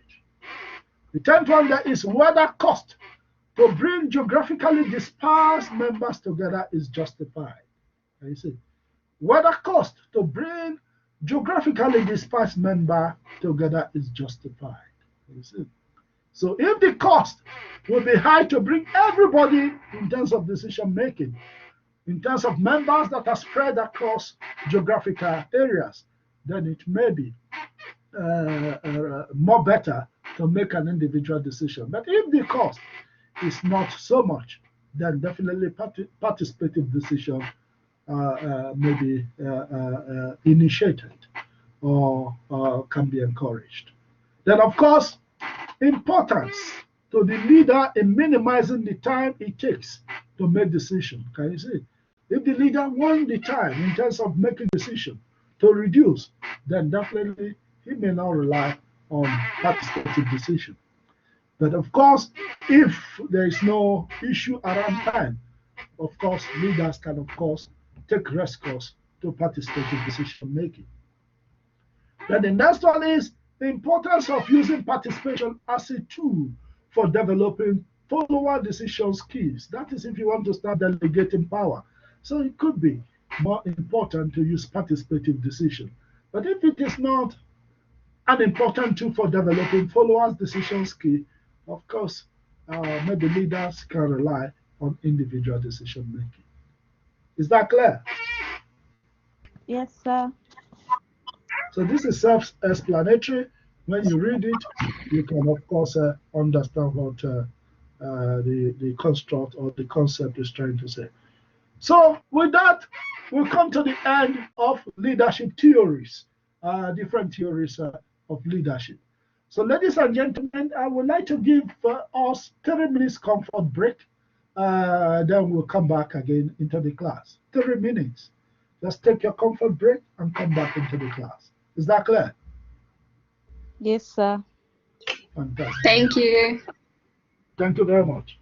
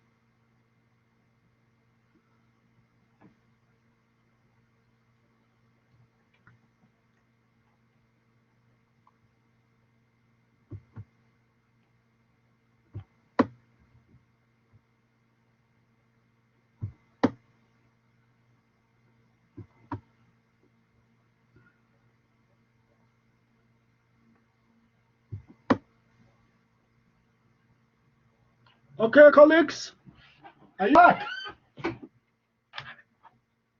Yes, sir. Fantastic. Now we move. We dig deeper Yes. into leadership. Yeah, into leadership related topic. And we're going to be touching on contemporary issues in leadership or more recent issues around leadership, you know. And to be frank with you, your recommended textbook has shortened the leadership discussion, which is why, to be frank with you, I tend to love the previous slides than the current slide because the previous slide gave more details and explanation. And I believe that as students of leadership, based on the fact that the course is organizational leadership, you should know or have a detailed information of issues around leadership, both within organization and, of course, within the nation or society, as the case may be. Can you see? So, which is why we will touch on contemporary issues around leadership. Of course, some aspect of it were covered in your recommended textbook, but there are additional insight that we'll be providing with regards to the old textbook that was in existence, which was, of course, the international version of your textbook as conceived by the original authors of the book. That is Robin and George, the original authors of the books. All right, contemporary issues in leadership. What are we going to learn in terms of contemporary issues in leadership? After our study or after going through these particular topics, some of the things that you will learn is after studying this chapter, you should be able to show how framing influences leadership effectiveness. Framing influences leadership effectiveness. Define charismatic leadership and show how it influences followers.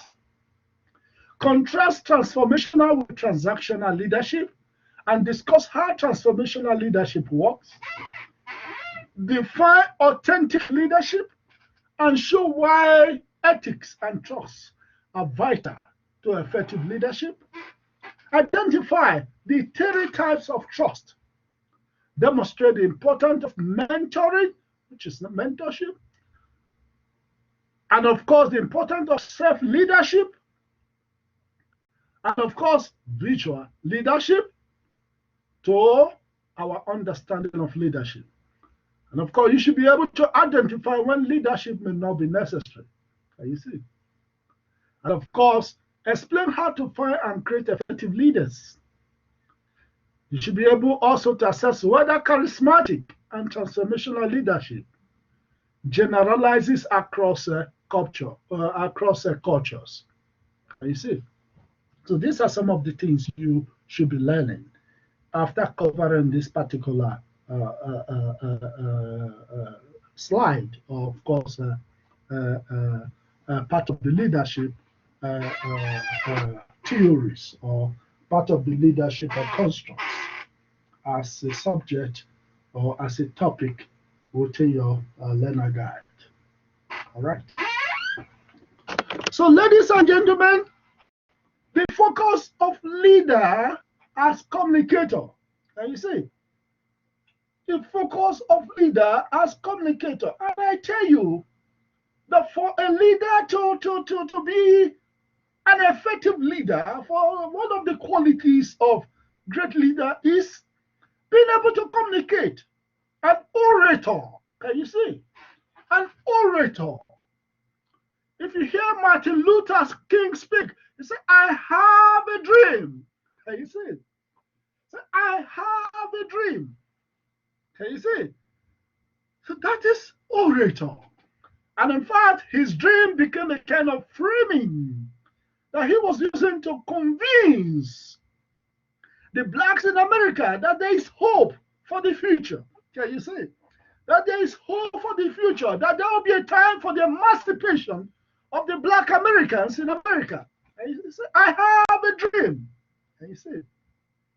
And of course, with regards to the same issue, I think Barack Obama was able to also tell Americans during his own time that we can. Can you see? We can. He said, I see change coming. Can you see? These are forms of framing. Can you see? And of course, Madiba said, a rainbow nation. Can you see? I see a rainbow nation in the offing. Can you see? Where there will not be differences based on color. Can you see? Of the skin. Can you see? So these are framing that leaders can use. And if you look at these three leaders that I have mentioned, Nelson Mandela, Barack Obama, Martin Luther King, you can see that they are men of words. Can you see? They are men that are effective communicators. Can you see? They are orators when they speak. Can you see? So that is to say, why framing is very, very important in leadership. It is a way of communicating that shape meanings. A way of communicating that shape meanings. And of course, framing utilizes selective highlights of facts and events. Can you see? It makes a mental picture of facts. It creates a mental picture of facts and events within a particular scenario. Can you see? It can scan the environment and use environment to develop words that can convince followers, that can even attract more followers to follow the moving train. Is that clear? Can you see? So most especially this type of construct, framing, is not commonly found among traditional leadership, leadership studies.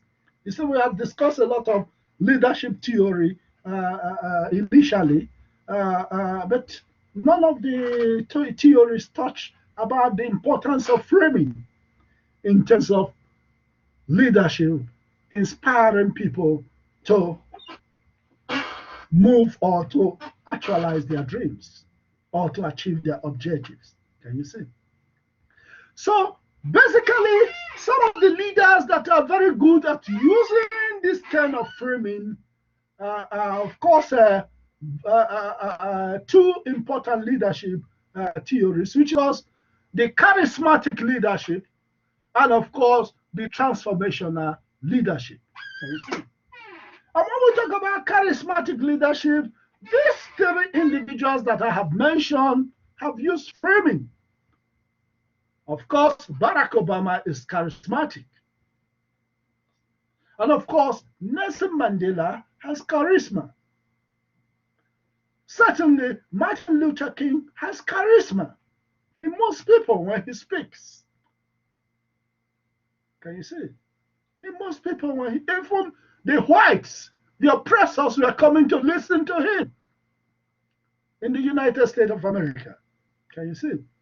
And he's charismatic. And of course, transformational leadership are two important leadership constructs that utilizes framing as a way of communication. All right. So on the basis of that, let's talk a little bit about charismatic leaders or charismatic leadership. The concept of charismatic leadership was propounded by a guy called House. That is why it is known as House charismatic leadership theory. Can you see? According to House, with regards to charismatic leadership, followers make attributions of heroic or extraordinary leadership ability when they observe certain behavior of somebody they conceive as their leader or as their leader, as the case may be. Followers. So it is not the charismatic leader that say, I am charismatic. It is followers that look at the person and make heroic or extraordinary leadership ability. That this person is unique, different from any other people we have seen before. When they observe certain behavior of that person. And of course, 4 characteristics of charismatic leaders are: charismatic leaders have vision. Can you see? They have new vision different from the status quo. For instance, I gave you an instance of Martin Luther King saying, I have a dream. In the face of oppression of the blacks in America. But Martin Luther came and said, I have a dream. Can you see? That one day, my 4 children will not be judged by the content of their character. Will not be judged by the color of their skin. Sorry about that. That my 4 children will not be judged by the color of their skin, but by the content of their character. Can you see? He was brave in the face of oppression. Can you see? And in fact, another movie that I was watching in America, in South Africa, a guy called, Mongotulu or something of that nature, was the first person that told the white South Africans, when they asked him, what do you have to say before we hang you? He said he has nothing to say, but he knows that freedom is coming. Can you see? A new vision, even at the point of death. Can you see? So charismatic leaders are those with new vision.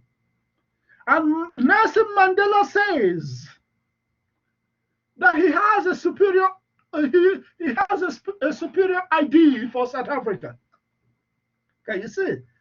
He said that he is interested in a South Africa where there is no racial segregation. Can you see? Even in the Ravinia trial, or of course, the trial that took place in Pretoria, and of course, Ravinia, Mandela was able to tell them he's not afraid of of death. He said, I have fought against white domination, and I have fought against black domination. But it is his supreme wish that there should not be domination of anyone against each other. And this is an idea that he stands for. And for the Father, he stands for this idea. He is ready to pay, or he will be ready to pay the supreme price for this particular idea, which is, of course, death sentence. Can you see it? So that is a vision. Can you see? A vision, even at the point of death. Can you see? So that reflects charisma. Can you see? And then, of course, if we put in terms of Barack Obama, yeah, of course, there are stories that a black have ruled South Africa before him later on, but that is not clearly stated. It does not really emphasize. But Barack Obama became the first black child, of course, of a mixed race, that came to America and said, change have come to America. Can you see? He said, we can change America. Can you see? So he became the first black president, known and popular black president that ever ruled America. Can you see? So characteristics of charismatic leader, they have vision. And of course, another characteristic is that they are willing to take personal risk to achieve the vision. I gave you, for instance, Martin Luther King, who was even able to face the white government, who was able to move more than 1 million people to march and say, enough of this oppression. A need for equality in America. So he was taking a personal risk. And of course, most of his statement was what led to his death. And he was shot. Even before he died, there were so many attempts to eliminate him until he finally died. Can you see? So they are willing to take personal risks. And of course, almost similar to Martin Luther King, who also emphasized issues of nonviolence, is of course, Martin Luther King borrowed from Mahatma Gandhi of India. And Gandhi was able also willing to take risks to tell the Britishers to quit India. Can you see? He was able to take personal risks. And of course, that finally also led to his death. Can you see? When an Indian person finally killed him also. Can you see? It could be in form of a sabotage. Can you see? So they are willing to take risks. Madiba was willing to die for his ideal South Africa. Can you see? He took personal risks. He spent 28 years in prison. Can you see? He spent 28 years in prison, leaving his family. So many a time, the apartheid government have approached him to see if he can change his stance and get freedom. But he was ready to continue his imprisonment because of what he stands for. A willingness to take personal risks to achieve the vision. You see? So that is another characteristics of a charismatic leader. And of course, a charismatic leader, another characteristic is that they are sensitive to followers' needs. Can you see? They are sensitive to followers' needs. They look into the needs of their followers. They are not selfish. Charismatic leaders are not selfish. Charismatic leaders want to lead from the front. If you watch Martin Luther King when he is protesting, he doesn't stay at the back. He doesn't stay in the middle. He appears in the front, holding other people's hand and marching. Can you see? That is charisma. Can you see? He's not even afraid that he may be shot from any angle as somebody leading a protest in the front. Can you see? So they are sensitive to followers' needs. Can you see? And of course, charismatic leader exhibit behaviors that are out of the ordinary. Can you see? Behaviors that are out of the ordinary. A very good example was when Nelson Mandela himself was, of course, he has been freed, and he was moving from one part of the country to the other, particularly during the period when there was actually a big fight between Nkata Freedom Party in KwaZulu-Natal and of course the ANC, when there was continuous killing around Natal. And of course, Mandela was traveling from other part of South Africa, Johannesburg, to Natal. And while they were in the flight, I think the propeller of the flight or the plane developed some problems, and everybody in the flight were scared. Can you see? But Mandela did not even show any atom of fear. He continued reading his newspaper. Can you see? Exhibit behaviors that are out of the ordinary. When the pilot gave the announcement that the flight has developed some engine fault, everybody in the flight were panicked. Were panicking. But Mandela was calm, reading his newspaper. And according to Nelson Mandela, not that he is not afraid, not that he is not scared of what the pilot have just told them, but by being calm, he inspired others in the plane. Can you see? He inspired others in the plane to be calm. So people became calm, seeing Mandela, somebody that is projected to be the next president of South Africa, remaining calm. Can you see? Not afraid that he may die if the plane crashes. Can you see? So exhibit behaviors that are out of the ordinary. Can you see? So those are part of the characteristics of charismatic leaders. Can you see? They show something that is different from every other person. And like I told you, there were so many people in Robben Island. Now people ask, why is it that only Madiba was identified? And you see, there could be a certain behavior that he was exhibiting that is not just in the ordinary. And you see, so that makes him a world class and, of course, a powerful, charismatic leader that ever lived. And you see, and of course, we have now so many books across the world on Madiba's leadership. Can you see? Even many leaders, even while Madiba was on retirement, many leaders were coming to learn from him.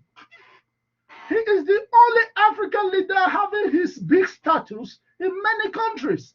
In India, Mandela's status is already there. In Queensland, that is in Britain, it's a big status of Nelson Mandela. Can you see? So many countries have named their streets after Madiba or Mandela. Can you see? That is because of that extraordinary quality that he has as a person. Can you see? Then, of course, trait and personality are related to charisma. Can you see? The trait and personality of a charismatic leader, of course, relate to charisma. Charisma, something different that you use. Charming, when they say something has charisma, he is charming personality. Can you see? And when you look at Madiba, he's charming, he's huge, he's elegant, he's handsome. When he smiles, he can win the world. Can you see? Can you see? When he smiles, he can win the world. When he dances, people go along with him. Can you see? People flow with him. And you know, Madiba has his own unique way of dancing when he does like this. Can you see? You know, he has his own unique way of dancing. You know, so he has a charming personality. Can you see? Has a charming personality, which is, of course, what charisma is all about. So definitely, of course, there is also a perception that, of course, charismatic leadership behaviors can be trained in leadership schools. People can be trained to become more charisma. Can you see? And of course, that is why I said, for instance, a person like Barack Obama must have developed his charisma along the line, also in life, in universities, mingling with friends, and of course, learning also about other charismatic leadership that have existed before him. Can you see? Is that clear? Yes, sir. Yes, And just a little bit of fun factor. I'm also charismatic. You saw what? A fun Can I fact hear what about you me, I'm also charismatic. Oh, you are charismatic. Yes, sir, so much. Fantastic. Okay, no, that is good. That is very good. Good to know that we have one of our students, one of our colleagues there that is very charismatic. And these are the things you can develop. Some of the traits. You can develop yourself to become charismatic. Can you see? And I totally agree with you because I always hear your voice and I always see you contribute to the class. Can you see? So Oh, I can thank agree you, with sir. what you say. Yeah. No, Yeah, I'm you saying saying thank something? you, sir. Okay, then great. All right. So that is that. People can be trained to exhibit charismatic behavior. We'll progress. Then, of course, how charismatic leaders influence followers. Can you see? There are four steps. Four steps of how charismatic leaders can influence their followers. One, leaders articulate an attractive vision. Can you see? They articulate attractive vision. Can you see? And of course, these visions are sometimes expressed in what is known as vision statement. For most organizations, for most vision that are related to organization. That is why you hear about vision statement. You see, before the mission statement of an organization. You see, and of course, the vision statement is a formal long-term statement or strategy to attain goals. You see, and of course, in terms of vision statement, they link past, present, and the future in terms of developing such kind of statement. It's another step in the process of influencing follower by charismatic leader is that leaders communicate high performance expectation and confidence in followers' ability. So they communicate high performance expectation and they have confidence. They show that they are confident in the ability of followers to achieve these expectations. And another step in terms of that,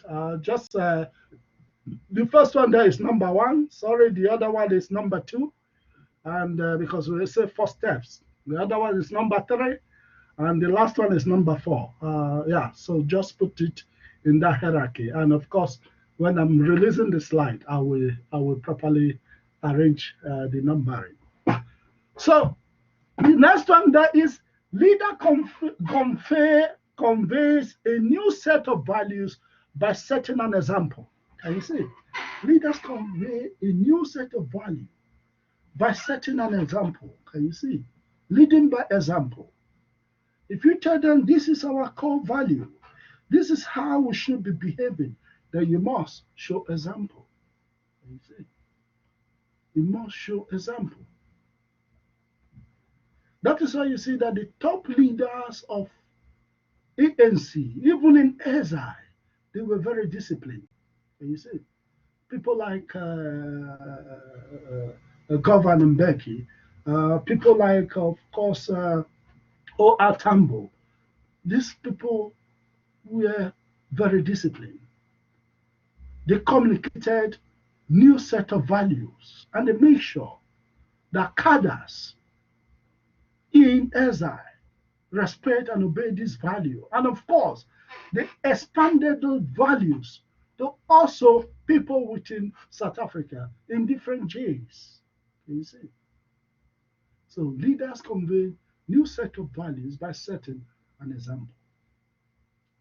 And of course, the third one is leader engages in emotion inducing and often unconventional behavior to demonstrate convictions about the vision.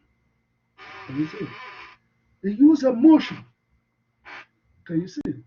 And often unconventional behaviors to demonstrate convictions about the vision. All right. Then those are the first steps. How charismatic leaders can, of course, influence their followers. And of course, charismatic leadership issues. The importance of vision. Vision is very, very important. More, of course, the vision must be inspirational. The vision must be inspirational. It should be able to trigger people to want to achieve that vision. You see, the vision also must be value centered. It should be a vision that everybody values. And of course, the vision must be realizable. It should be something that can be achieved. Not unrealistic vision. And of course, and given with superior imaginary and articulation. It should be given with superior, you should be able to create a mental picture of your vision to your followers. Can you see? So that they see a picture. Use analog, use illustrations, use pictures, use insight stimulating or insight and stimulating examples. Can you see? So, and of course, charismatic leaders' effectiveness and situation. Situation that can make charismatic leader effective. Charisma work best. Charisma work best when the followers' tax has an ideological component. The followers' tax have an ideological. It's a new ideology. Can you see? It's a new ideological component. For instance, Madiba has a dream of a non-racial South Africa, a rainbow nation. Can you see? And of course, followers believe in him because this is a new ideology. Because initially, for instance, the PAC, which is of course the Pan-Africanist Congress, were of the view that in fact the freedom of South Africa should lead to the sending back of the whites back to Europe. So they were adamant that they want only black South Africa. But of course, it was Madiba through the ANC that was able to say no. We can actually coexist. It is not an issue of driving whites out or driving Indians back to Asia, but we can coexist as a rainbow nation. Can you see? And on the basis of that, it becomes a new ideology. Can you see? A new ideology. And of course, the oppressors then, which were the white, were able to buy into the ideology. Can you see? That actually we can all build this nation. Because there is no way, of course, you can chase away the white that have actually done a lot of work in this nation in terms of development. Can you see? And of course, that is also the position of the blacks in America. Can you see? The blacks were taken from Africa as slave workers in America. And of course, there is also a perception among blacks that they should not be treated lowly because they have contributed to the building of America. In fact, America was built on slave black. Most of the people that built the White House were blacks, slaves. Most of the people that worked in the sugarcane plantation in America were blacks. Most of the people that work in most of the developmental stride in the US were black slaves taken from Africa. Can you see? So certainly followers tax normally have an ideological component. And of course, charisma works best when there is a lot of stress and uncertainty in the environment. Can you see? When there is a lot of stress and uncertainty, then that is when charisma works. Everybody now sees somebody who brings hope, who makes a kind of certain proclamation that we can achieve it in this way. You see? So under such environment, charisma can work best.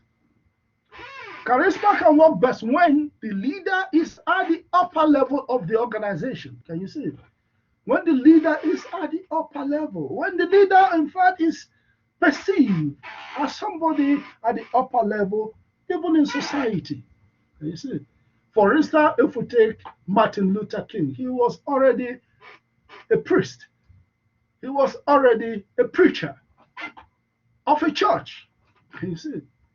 And building from that, people started looking up to him until he started using his preaching to seek for the freedom of blacks in America.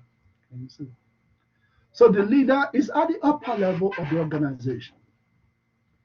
Then, of course, charisma works best when followers have low self-esteem and self-worth. Can you see? Followers have low self-esteem and as such, they look forward to somebody who is bold and beautiful, somebody who is courageous, somebody who is coming with a new ideology. So they don't even have any reason to argue. They have to follow. Can you see? For instance, most of the great followers of Mahatma Gandhi were the downtrodden of India. the Harijans, the paupers, the poor, the poorest of the poor in society. Can you see? These were the followers, the major followers of Mahatma Gandhi. Mahatma Gandhi, who was a trained British lawyer, moved to India and identified himself with the poorest of the poor. Can you see? He became a Harijan himself. He threw away the British coat and the British way of life because he was trained in British. He was even a soldier in the British Army in South Africa. But he threw away all this costume and identified himself with the lowest of the lowest class in India, which is, of course, people would call the lower caste, or people he himself later termed as the Harijans. Harijans meaning the children of God. So he identified with them. That is why even in India today, the Harijans worship. Most Indians also worship Mahatma Gandhi's statue. Can you see? Because they see him as a god. You see? So that is, followers have low self-esteem and self-worth. Am I making sense? Yes, sir. Good. Good. All right. However, there is, of course, the dark side of charisma, or the disadvantage of charisma. Can you see? An ego-driven charismatic may allow self-interest and personal goal to override the organizational interest. Can you see? An ego-driven charismatic leader can allow his own self-interest and personal interest to override the organizational goal or the national interest. A very good of a charismatic leader that did that was, of course, Adolf Hitler. Adolf Hitler was very charismatic. He was able to win the heart of Germany. And in fact, Germans were so pleased with him. He came with so many new ideas. He came with so many inventions.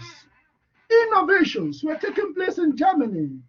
Of course, somebody who was released from prison himself, Adolf Hitler, became famous in Germany.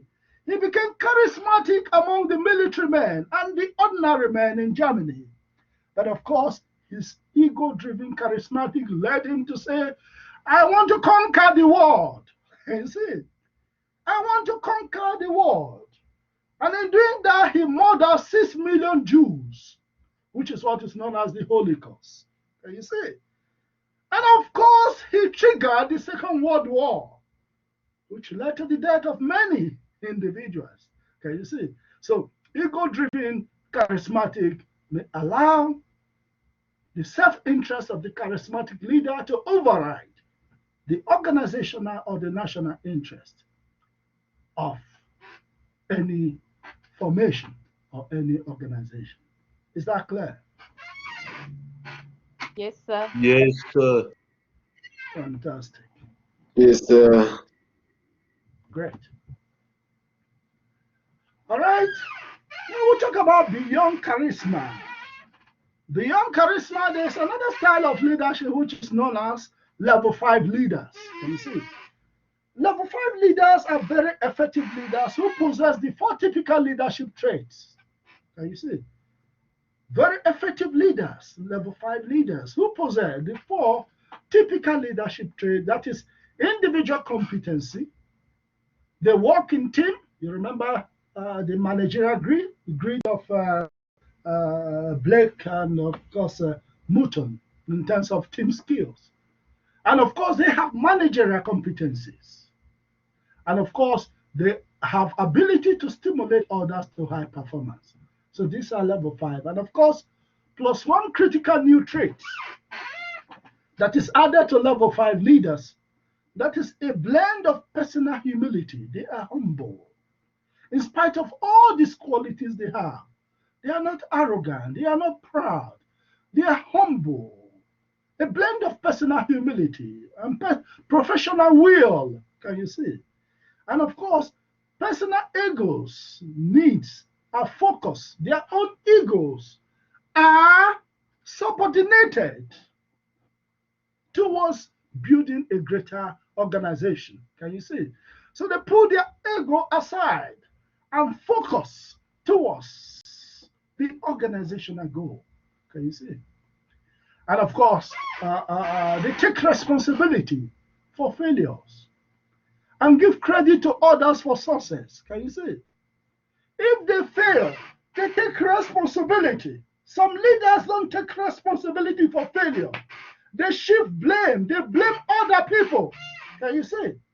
They blame other people. Can you see?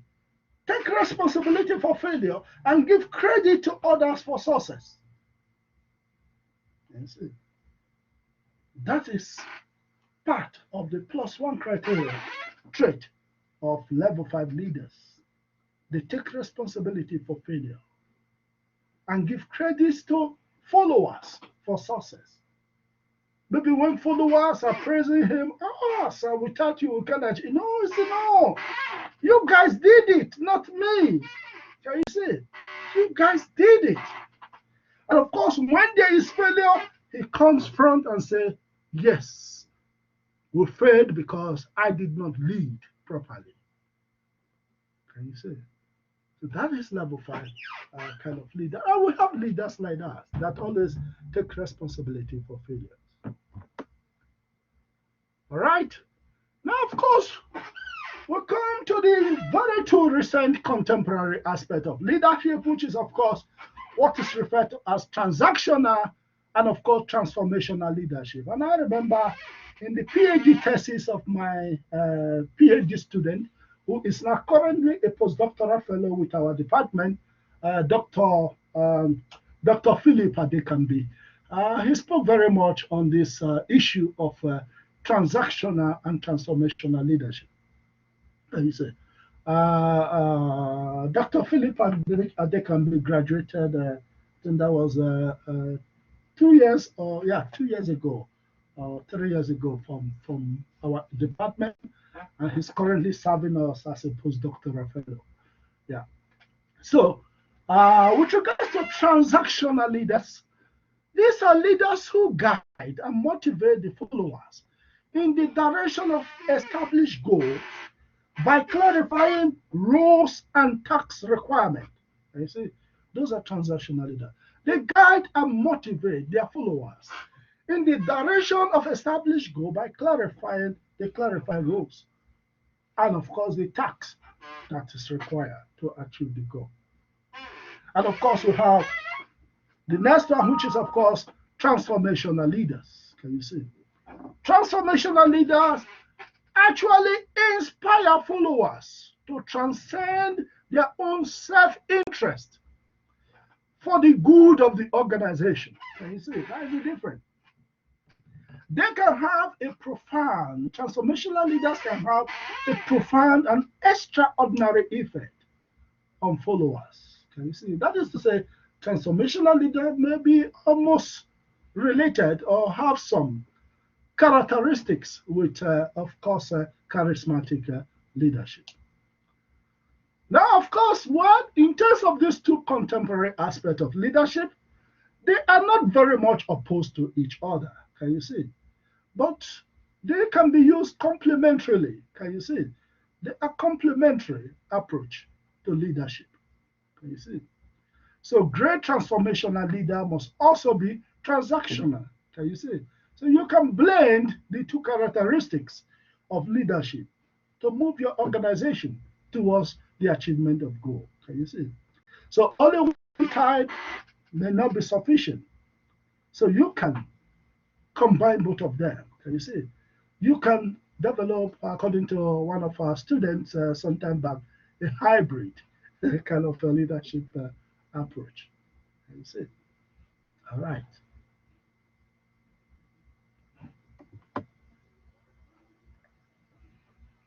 And you can see the characteristics of the two types of leaders, which is transactional and, of course, transformational.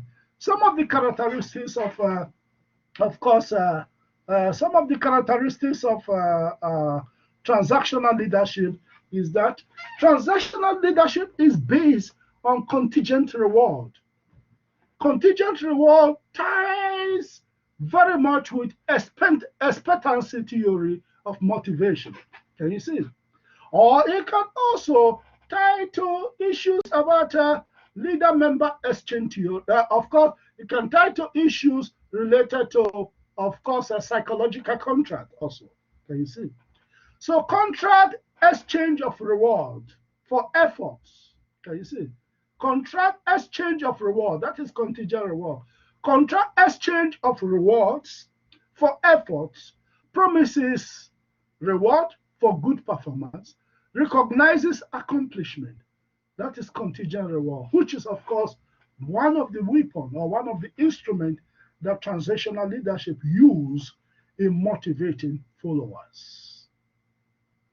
So they believe, of course, in intrinsic value. They believe in extrinsic value of motivating employees, something that can be seen and perceived. Can you see? So, however, we have, of course, another way or another way charismatic leader can, of course, prompt workers to achieve their aim is, of course, management by exception. However, management by exception can be active and, of course, passive.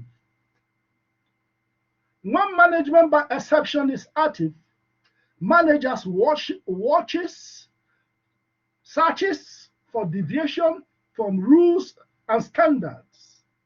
Can you see? And of course, on the basis of what he noticed or what he finds, corrective actions are taken. Can you see? Then of course we have passive management by exception, which is of course intervenes only if standards are not met.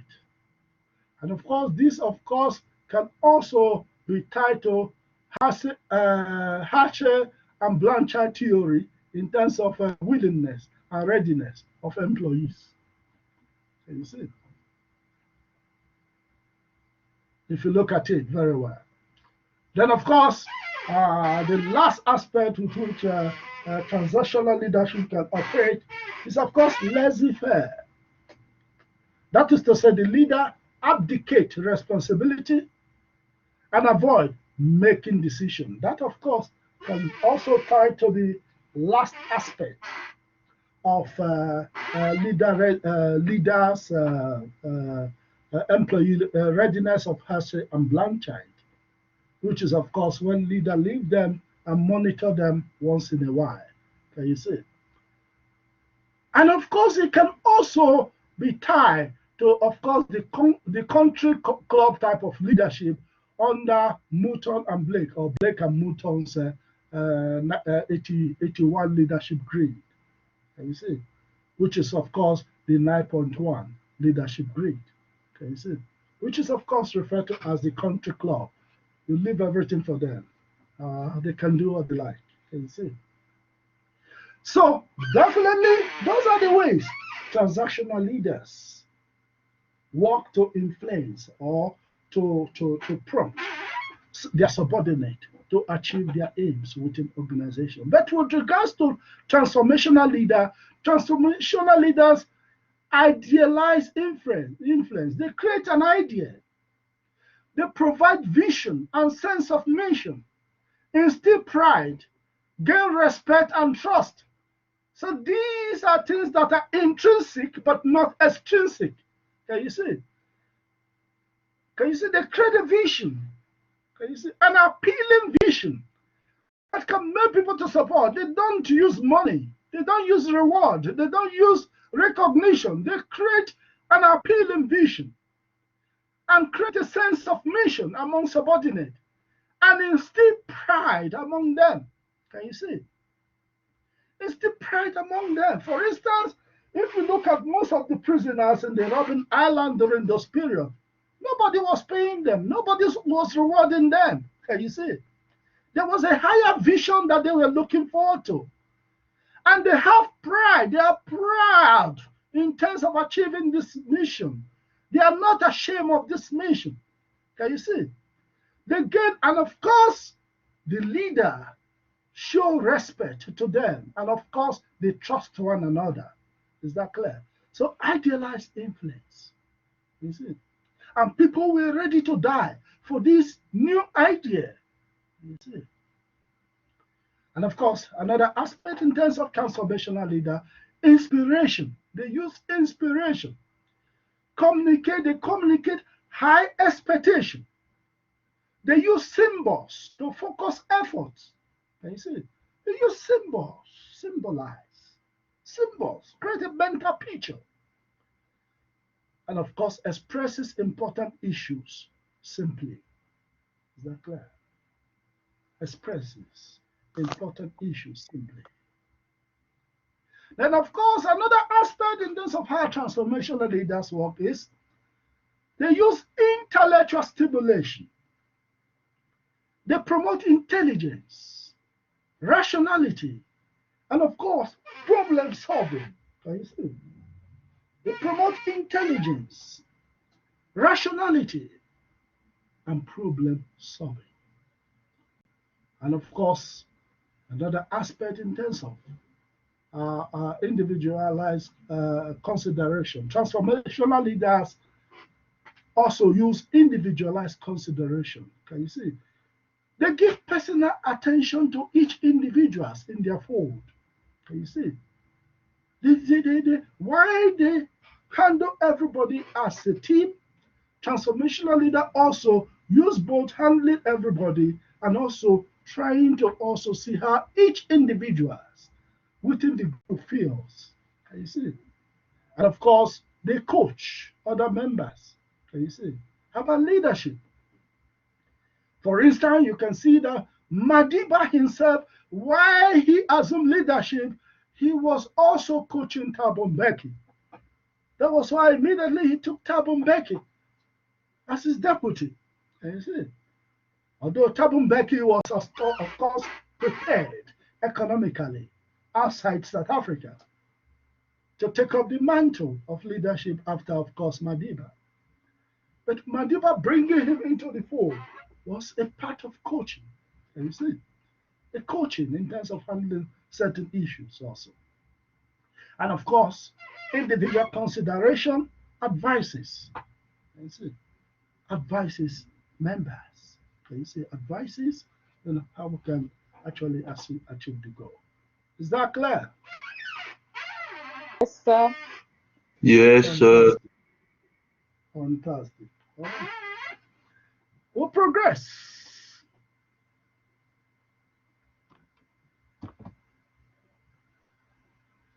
Then if you look at the diagram there, in terms of course, comparing transactional leadership and transformational leadership, if you look at the leadership style listed from passive to active, if you look at it there is a perception that transactional leadership is more passive than transformational leadership.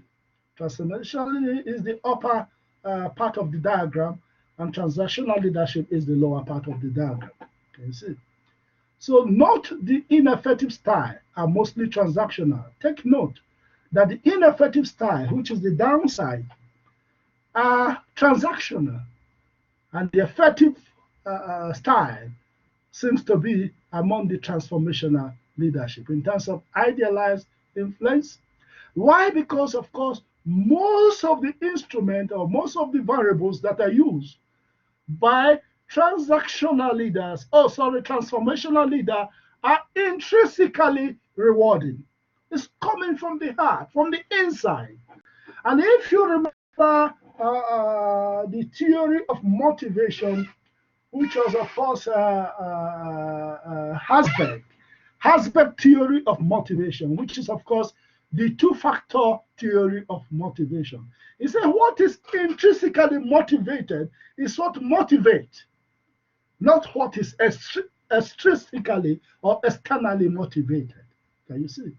So that is why you can see the transformational leadership, which uses an intrinsic motivation, seems to be considered as more superior than transformational leadership, which uses extrinsic reward.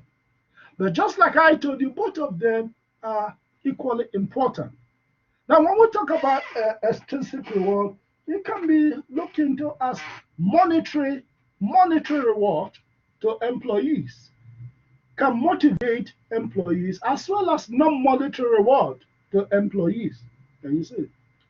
Of course, some authority are of the perception that non-monetary reward like coaching, training makes employee to feel more important. Can you see? Because they see a kind of career growth than just giving them peanuts as a reward for doing their job. Can you see? So, based on this model, there's a perception that transformational leadership is more effective. But like I told you, you can use a combination of them. Can you see? They are more or less complementary than opposing each other. Is that clear? Yes, sir. Fantastic. Are you tired? Yes, sir. Yes, sir. Focusing Take for some this long coffee. is very tough. Yeah, I know. Take some coffee to wake up. All right. At least 2 cups. Yes, certainly. All right. Okay. So, issues with transformational leadership. Issues with transformational leadership. Basic basis for action. Transformational leadership works by encouraging followers to be more innovative and creative, and by providing ambitious goals. Can you see? They provide ambitious goals. Evaluation based on research. This theory does not show high correlation with desired outcome.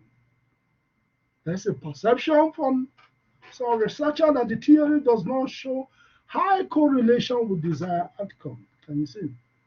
And of course, there's also a perception that this style of leadership can be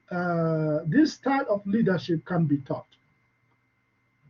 And of course, transformational leadership versus charismatic leadership, if we want to compare both of them, because like I told you, they almost seem similar. Can you say similar concept? They seem to reflect some similar concept. But transformational leadership may be considered as a broader concept than charismatic leadership concepts or charisma. So instrument-based testing shows the measures to be roughly equivalent. Instrument research using instrument, either questionnaire, seems to show that both of them are almost equivalent in terms of their outcomes. All right. We'll progress. Now we come to the next leadership style, which is of course referred to as authentic leadership. Authentic leadership believes in trust, can you see, and ethics. And you can see that we have a lot of ethics also to do in terms of leadership. Ethical leadership is now an emphasis within the leadership discipline. Can you see? So, who are authentic leaders? Authentic leaders are ethical people who know who they are. Can you see? They are ethical people who know who they are. They know what they believe in and value, and act on those values and beliefs openly and candidly. Can you see? They know who they are. And of course, they build trust by sharing information. Can you see? When you share information, you eliminate rumors in organization. So they share information. And of course, ethical leaders or authentic leaders encourage open communication. And you see, they don't communicate in secret. They encourage everybody to contribute. They encourage open communication. Nobody is intimidated for communicating or for bringing up an idea. And you see, and of course, they stick to their ideals. Can you see? They sticking to their ideals. Of course, authentic leadership, although it's more recent, and of course, more research needs also to be done within the ethical leadership space, of course, the authentic leadership space. All right. So Yes. I wanted to say I actually found in my research that open communication and sharing information between leaders were actually an issue because at the company that I did it with, each unit's individual performance is an incentive based on like who finishes top and who finishes 10th. So therefore leaders from the individual groups actually didn't really communicate and share information what was making them successful because they had a financial stake in it. Okay. Okay. Yeah, of course. That is why I say, okay, most of these leadership traits, may not be used by all leaders. Can you see? In terms of moving, that is why we have so many different leadership theories and traits that leaders can select to use. Some may work for them, but some may boomerang. Like the instance I gave to you about Al Dunlop, who was using different leadership approach in different organizations. But when he came to another organization, he himself was fired. Can you see? So why using the same approach he was using? Can you see?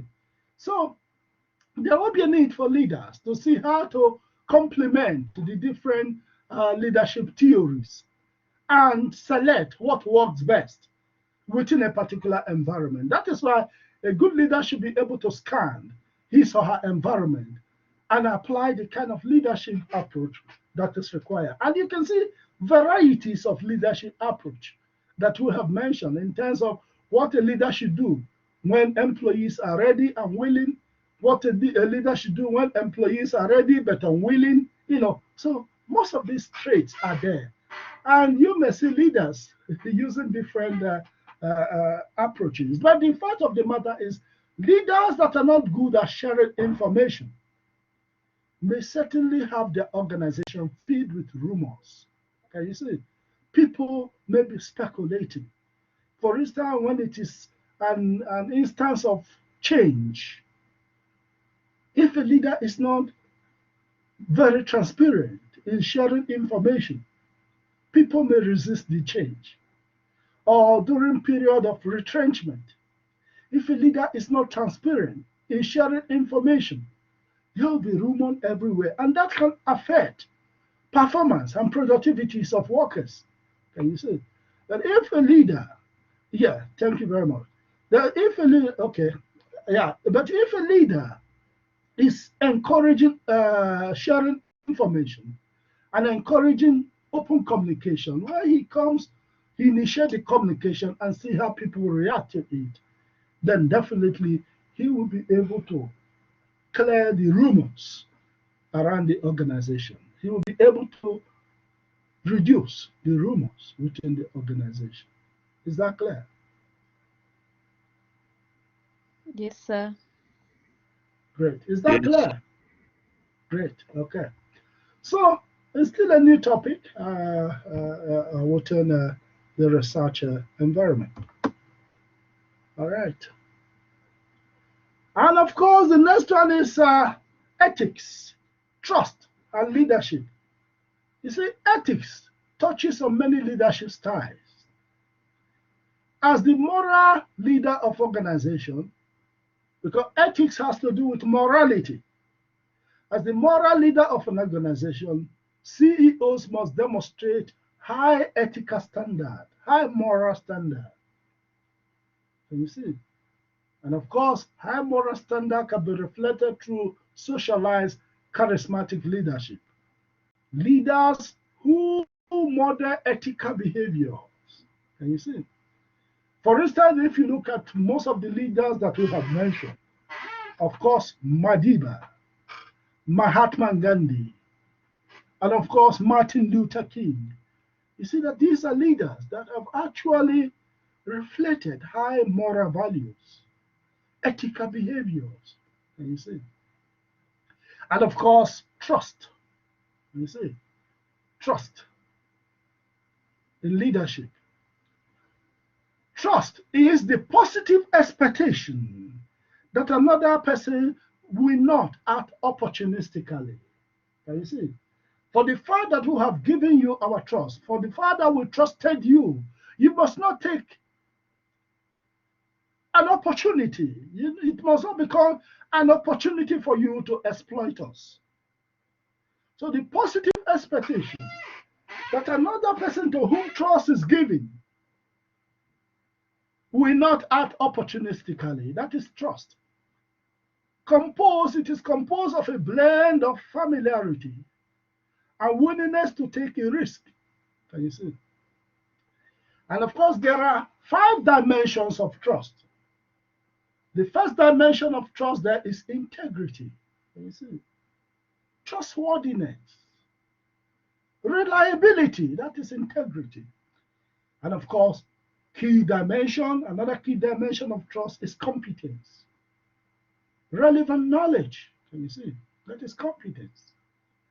And another key dimension of trust is consistency, that you don't change over time. Can you see? That your behavior is consistent. Can you see? That's another key dimension of trust. Another key dimension of trust is loyalty. Can you see? That you are loyal to the organization. You are loyal to your subordinates. Can you see? You can, of course, defend your subordinates. You can, of course, save face for your subordinates. And when you are loyal, your followers will also be loyal to you. And of course, another key dimension of trust is openness. You see, you are not secretive. You are open, and you have open-mindedness. And you remember we spoke about openness to other views when we spoke about the initial leadership theories. All right. We progress. Then, of course, we have 5 key dimensions of trust. 5 key dimensions of trust. I've spoken about them: integrity, which is honesty and truthfulness; competency, an individual's technical and interpersonal knowledge and skill; consistency, an individual's reliability, predictability, and good judgment in handling situation; loyalty, that is willingness to protect and save face for another person; and of course, openness, which is of course reliance on the person to give you the full truth. Can you say openness? You rely on the person to be open about issues. And of course, you are also willing, open to hear other people's view. Can you see? So that is with regards to the key dimensions of trust. All right. Now we have different type of trust. There are, of course, 3 different types of trust. The first one is deterrent-based trust. Deterrent-based trust is, of course, trust that is based on fear or reprisal if trust is violated. For instance, if trust is violated within an organization, somebody can be disciplined or as the case may be, at the extreme and dismissed. Can you see? So that is trust based on fear, and it is known as deterrence-based trust. The next aspect of trust is, of course, knowledge-based trust. Knowledge-based trust is trust based on behavioral predictability that comes from a history of interaction. Can you see? You trust this person because you can predict his behavior, which is, of course, which stems from history. Can you see? Of course, consistency in his behavior. Can you see? That is knowledge-based trust. You know him full well, inside out. Can you see? And of course, we have identification-based trust, which is, of course, trust that is based on mutual understanding of one another's intention and appreciation of the other's wants and desire. Can you see? That is, of course, trust based on mutual understanding of one another's intention and appreciation of the other's want and desire. All right. And of course, we have, of course, basic principles of trust. The principle of trust is that the principle trust begat trust. Can you see? Trust lead to trust. If you trust me, I will trust you back. That is the second one there. Trust begat trust. And of course, the first one there is mistrust drive at trust. So if you take opportunity on people, then definitely you will lose that trust they have in you. So mistrust drive at trust. Then of course, trust can be regained. Definitely, if you have acted opportunistically, there could have been a way, or there will be a way that you can regain the trust. Can you see? By convincing your followers that this will not repeat itself and stick to that. Can you see? Then, of course, another principle of trust is mistrusting groups self-destruct. Can you see? When you continue to mistrust, definitely it can, of course, bring a kind of destruction.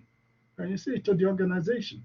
You see, when the organization is full of people mistrusting themselves, it can lead to the total disorganization of the group, or the total destruction of the group, or total destruction of the organization itself. You see? And of course, mistrust generally reduces productivity. And when we talk about mistrusting group self-destruction, what comes to my mind also could also be the Nigerian Civil War, which is also known as the Biafran War. Can you see? And I have the book here, which I inherited from my dad, the Biafran War. One of the things that killed the Biafra was issues of mistrusting. Can you see? Among the Biafran, there were so many people that are called saboteurs. Can you see? Whether the language saboteur was true or not, many people were called saboteurs. So if there's anything that somebody complained about you during that war among the Biafrans, they'll say you are a saboteur. And you'll be killed immediately once you are called a saboteur. Can you see? So when we are killing ourselves and fighting an external enemy, definitely there's a total mistrust. Can you see? And that is why the Biafran War, one of the fundamental reasons why the Biafran War also failed. Many of them started seeing themselves as saboteurs. Can you see? All right, great. And of course, the next one there is, of course, mistrust generally reduces productivity. Can you see? When we mistrust, we generally reduce productivity. Can you see? Because we don't trust each other. We don't communicate openly. Can you see? You don't even ask your fellow colleague, how do I go about this?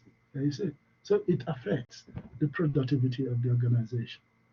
All right. Great.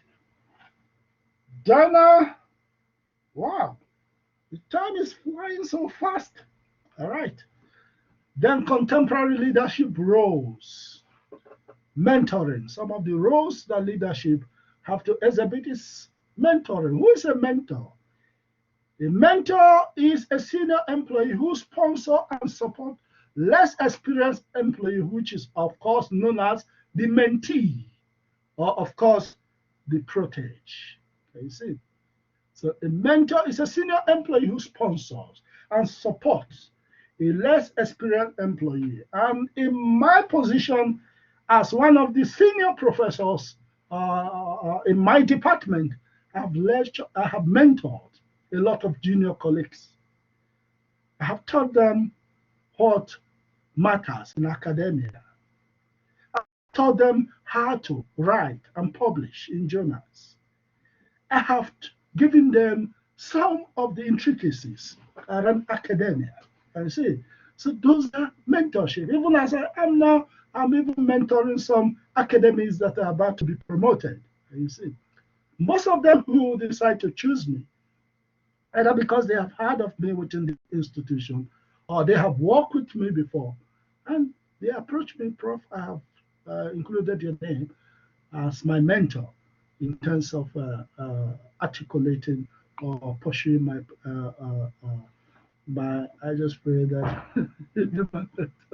Okay, I'm hearing that. That is why I'm mentoring you in terms of these coaches. And most of this information that I'm sharing with you. I can see one of our colleagues saying, sir, I pray that you mentor me. What am I doing here? Talking for almost 3 hours now. All right. So a senior employee who sponsor and support a less a less experienced employee, which is of course a privilege. Good teachers present ideas clearly. They listen to their mentees and empathize with them. Can you see? Two functions of a mentor. Mentors perform the function of being a career guide. Can you see? They support in terms of your career by coaching you. Can you see? They assist you. For instance, I remember one of my mentees in 2012. I sponsored her to the United States of America to present some of her papers in conferences. Can you see? Who is a colleague in the department, you know. I spent my money to buy her ticket. Can you see? Based on mentorship. Can you see? So sponsoring, can you see, is part of that mentorship that you can give to a junior colleague. And of course, another function is psychosocial. Can you see? Another function in terms of mentor is psychosocial. That is to say, counseling. You should be the counselor. When your mentee is facing challenges, you should be the one to counsel him. No, don't worry, everything will be fine. You know, you should be able to guide him if your mentee is also misbehaving, or your mentee is found wanting in antisocial behaviors, or your mentee is a drunkard. You should be able to counsel him. No, stop this way. This is not the way to go. Can you see? And of course, sharing of ideas, sharing. And of course, acting as a role model. Can you see? As a mentor, you should act as a role model to your mentee. So your mentees or your proteges must not see you acting in very unethical ways. Can you see? You must, of course, show high level of role modeling or high level of morals in terms of what you do. And of course, mentorship can either be formal or informal. Can you see? Formal mentorship, like I gave you now, instances of some of my colleagues who are looking for promotion, who are vying for promotion in terms of UJ accelerated academic promotion, where the university requests younger academic to identify who should be their mentor. Can you see? That is a formal mentorship. But of course, there could be informal mentorship. Somebody just in society who sees you, you know, there is no formal structure and sees you as a role model. Can you see?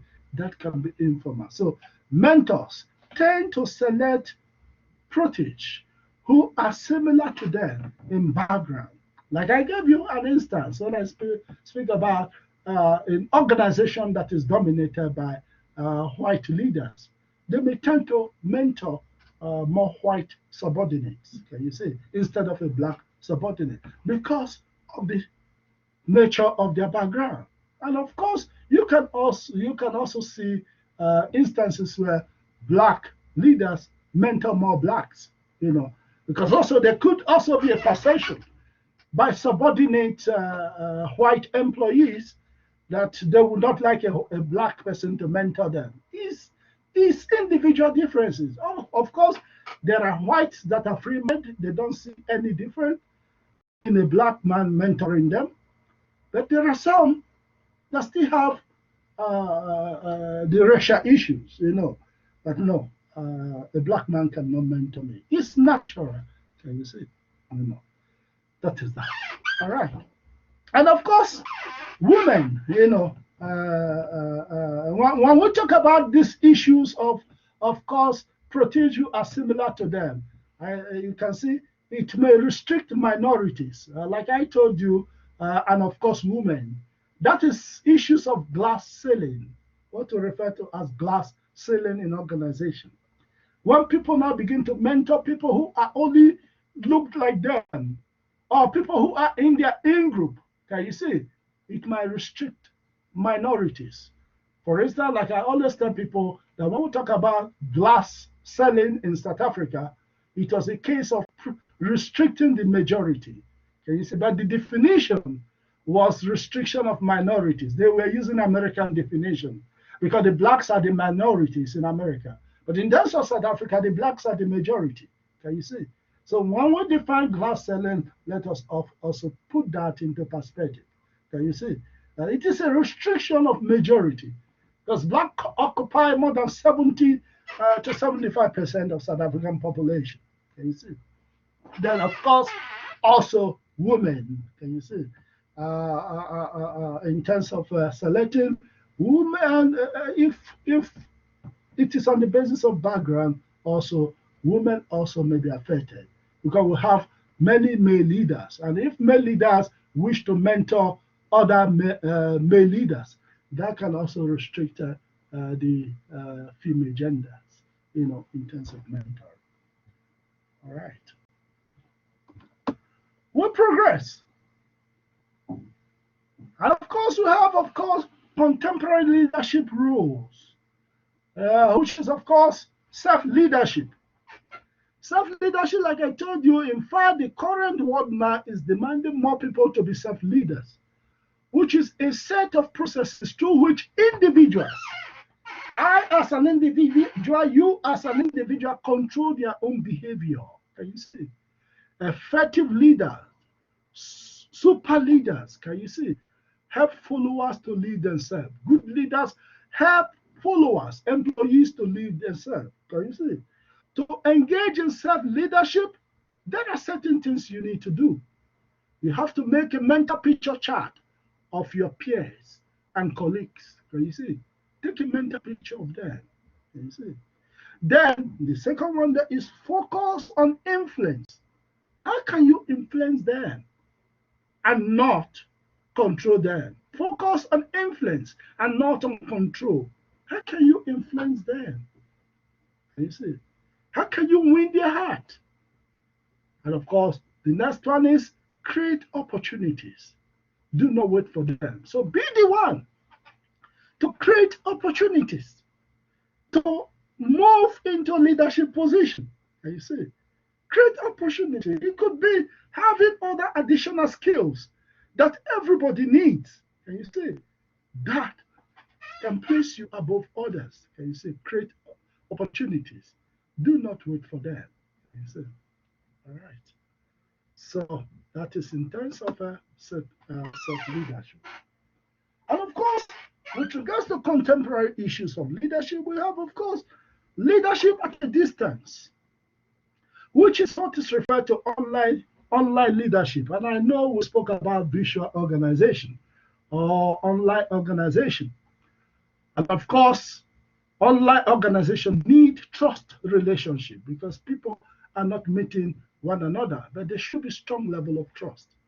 So the lack of face-to-face contact in electronic communication remove the non-verbal cues that support verbal interaction because we are not seeing the non-verbal cues that support when we talk verbally face-to-face.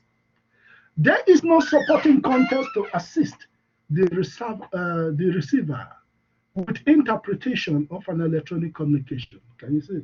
There's no supporting context. There is no demonstration. The structure and tone of electronic message can strongly affect the response of receiver. Can you see? And of course, an individual verbal and written communication may not follow the same style. Can you see? So written skill will likely become an extension of interpersonal skill when we talk in terms of online leadership. So you must back written skill with also interpersonal skill. Written skill will likely become an extension of interpersonal skills.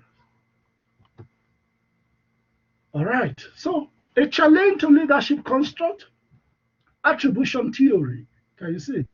There is a perception that the idea that leadership is merely an attribution. There is a perception that leadership is just merely an attribution that people make about other individuals. That in reality, there's nothing different about leaders. That is some people challenge to leadership comes from. So qualities attributed to leaders. Some of the qualities that other people make about leaders are intelligent, outgoing, have strong verbal skills, which is oratory that I have mentioned, are aggressive, understanding, and industrious. Effective leaders are perceived as consistent and unwavering in their decision. Effective leaders project the appearance of being leaders. Can you see? So that is with regards to some of the challenges of leadership construct. All right. Progress. So another challenge to leadership construct is substitute and neutralizers for leadership. So when we talk about relationship-oriented leaders and of course task-oriented leaders, there are things that are more related to them than the others. For instance, when we talk about when we are looking for experience and training has no effect on relationship-oriented leadership. But of course, it will have effect or substitute for task-oriented leader because task-oriented leader wants the work to be done. So definitely, there will be need for experience and training to get tasks done. Then, of course, in terms of professionalism, of course, is of course related to relationship-oriented leaders as well as related to task-oriented leader, which is substitute for task-oriented leaders. And of course, indifference to reward. Can you say? In terms of indifference to reward, is neutral when it comes to relationship-oriented leader as well as neutral to task-oriented leader. Then, of course, in terms of job, the first one is defining characteristics of individual. In terms of job, highly structured tasks is not much related to relationship-oriented leaders. Can you say no effect on relationship, but is related to task-oriented leader, which is of course substitute for task-oriented leader. And of course, with regards to job, provide its own feedback. Can you see? Feedbacks have no effect on relationship-oriented leader, but has a more effect on task-oriented leader, which is why it is substitute for task-oriented leader. And of course, intrinsically satisfying. Of course, intrinsically satisfying, that is why I tell you, relationship-oriented are leaders that want to inspire people intrinsically. Can you say? Is of course substitute to relationship-oriented, but for task-oriented leader who want to reward people based on their tax, based on what you have done, is not related to task-oriented leader. It has no effect on task-oriented leader. Now, when we talk about organization, explicit formalized goals, can you see? Explicit formalized goal has no effect on relationship leaders that are promoting relationship within the organization, but is related to task-oriented leader. That is why it is substitute for task-oriented leaders. And of course, rigid rules and procedures. There's no effect on relationship-oriented leader, but rigid rules and procedures are more akin to task-oriented leader, which is why it is substitute for task-oriented leader. And of course, cohesive work group. Can you see? Cohesive work group will, of course, be substitute or relate to, of course, relationship-oriented leader, and of course, it is also related to task-oriented leaders. All right. Okay. So, finding and creating effective leader. How do we find and create effective leaders? We can find and create effective leaders first and foremost during selection. So review specific requirements for the job. Can you see? Review specific requirements for the job. If you are looking for a leader or creating leaders that you can develop, use tests that identify personal traits associated with leadership. Measure, self-monitor, and assess emotional intelligence. I told you leaders are very good in emotional intelligence. And of course, conduct personal interview to determine candidate fits with the job. That will, of course, lead to career growth. That will make them one day as leaders.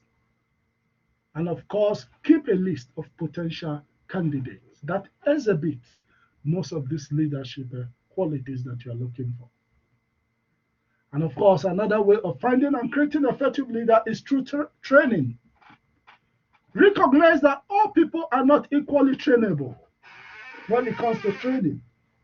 So some are faster in terms of learning and training. You see. So teach skills that are necessary for employees to become effective leaders. Provide behavioral training to increase the development potential of new charismatic employees. You see? Great. All right. So global implication in terms of leadership, we are almost there. Certain type of leadership behavior work better in some culture than others.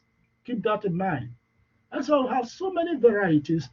And that is why we have Ohio study, we have Michigan study, which will work more better, of course, in America. And of course, we have Scandinavia study, which can work better in Scandinavia environment. Of course, we have, of course, participative leadership behavior, which can work more in Japan and other environment. Can you see?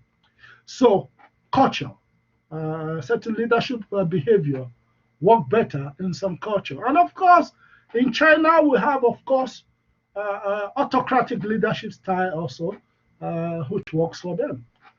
Then, of course, charismatic through transformational leadership seem to work across culture. Charisma seems to work in almost every culture.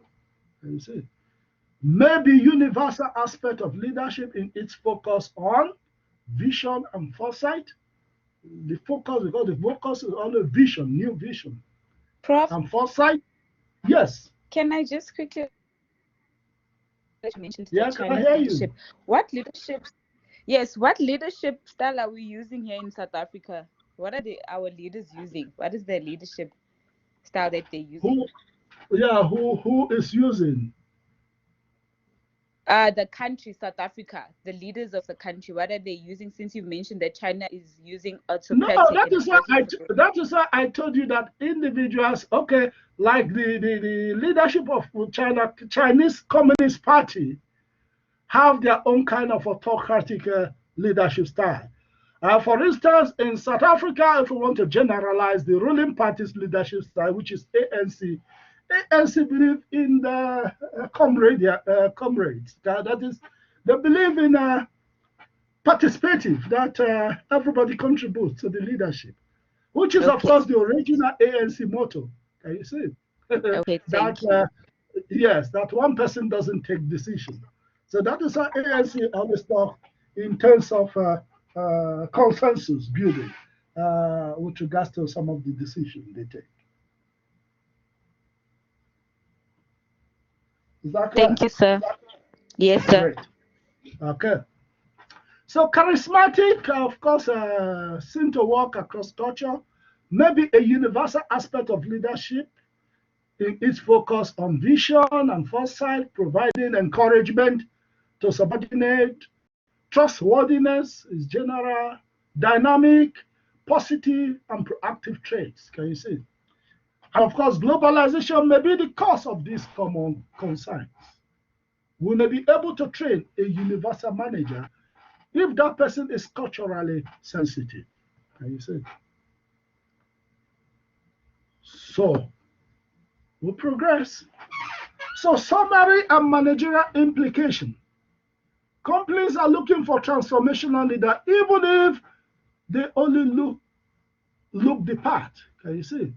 They are looking for companies are looking for transformational leaders. Can you see? Transformational style crosses borders reasonably well. Effective managers must build trust with those they lead. Leadership selection and training are important to long-term success or for long-term success. All right. And of course, that is the end in terms of leadership theory in addition to contemporary leadership theory. Is that clear? Yes, sure. Thank you so much. That was good. Colleagues, I think it is 5 minutes to 1 o'clock. I believe it will be time for us to stop. When we meet on Tuesday, our next meeting will be on Tuesday. We will be, and the lecture will be in 2 hours. We'll be touching on Madiba's leadership style, and I will send you a literature or an article on Madiba, which you have to read, so that when we address that topic on Mandela's leadership style, you can appreciate the topic. That we will do on Monday. On Monday, we'll touch on that. And we will touch also on other topics that I thought we should have been able to cover today, but time flies. I was planning that we will touch on conflict and negotiation today. And I was thinking that we will touch on power and politics. Politics and power. These are all instruments of leadership, and they are in your leader guide as the third unit. But I see that Professor Des Thomas did not cover most of those, and hopefully we will cover it by Tuesday. Let me see how I can rush the leadership, the Madiba's leadership style, and of course move into conflict and negotiation, and of course touch on power and politics within organization. So with these colleagues, we come to an end to today's lecture, and I wish you a lovely weekend. Thank you, Doctor. Enjoy your Well done, weekend. guys. Thank you, guys. Thank you, guys. Thank you very much. Have a great day. Okay, bye, sir. Thank you. Bye.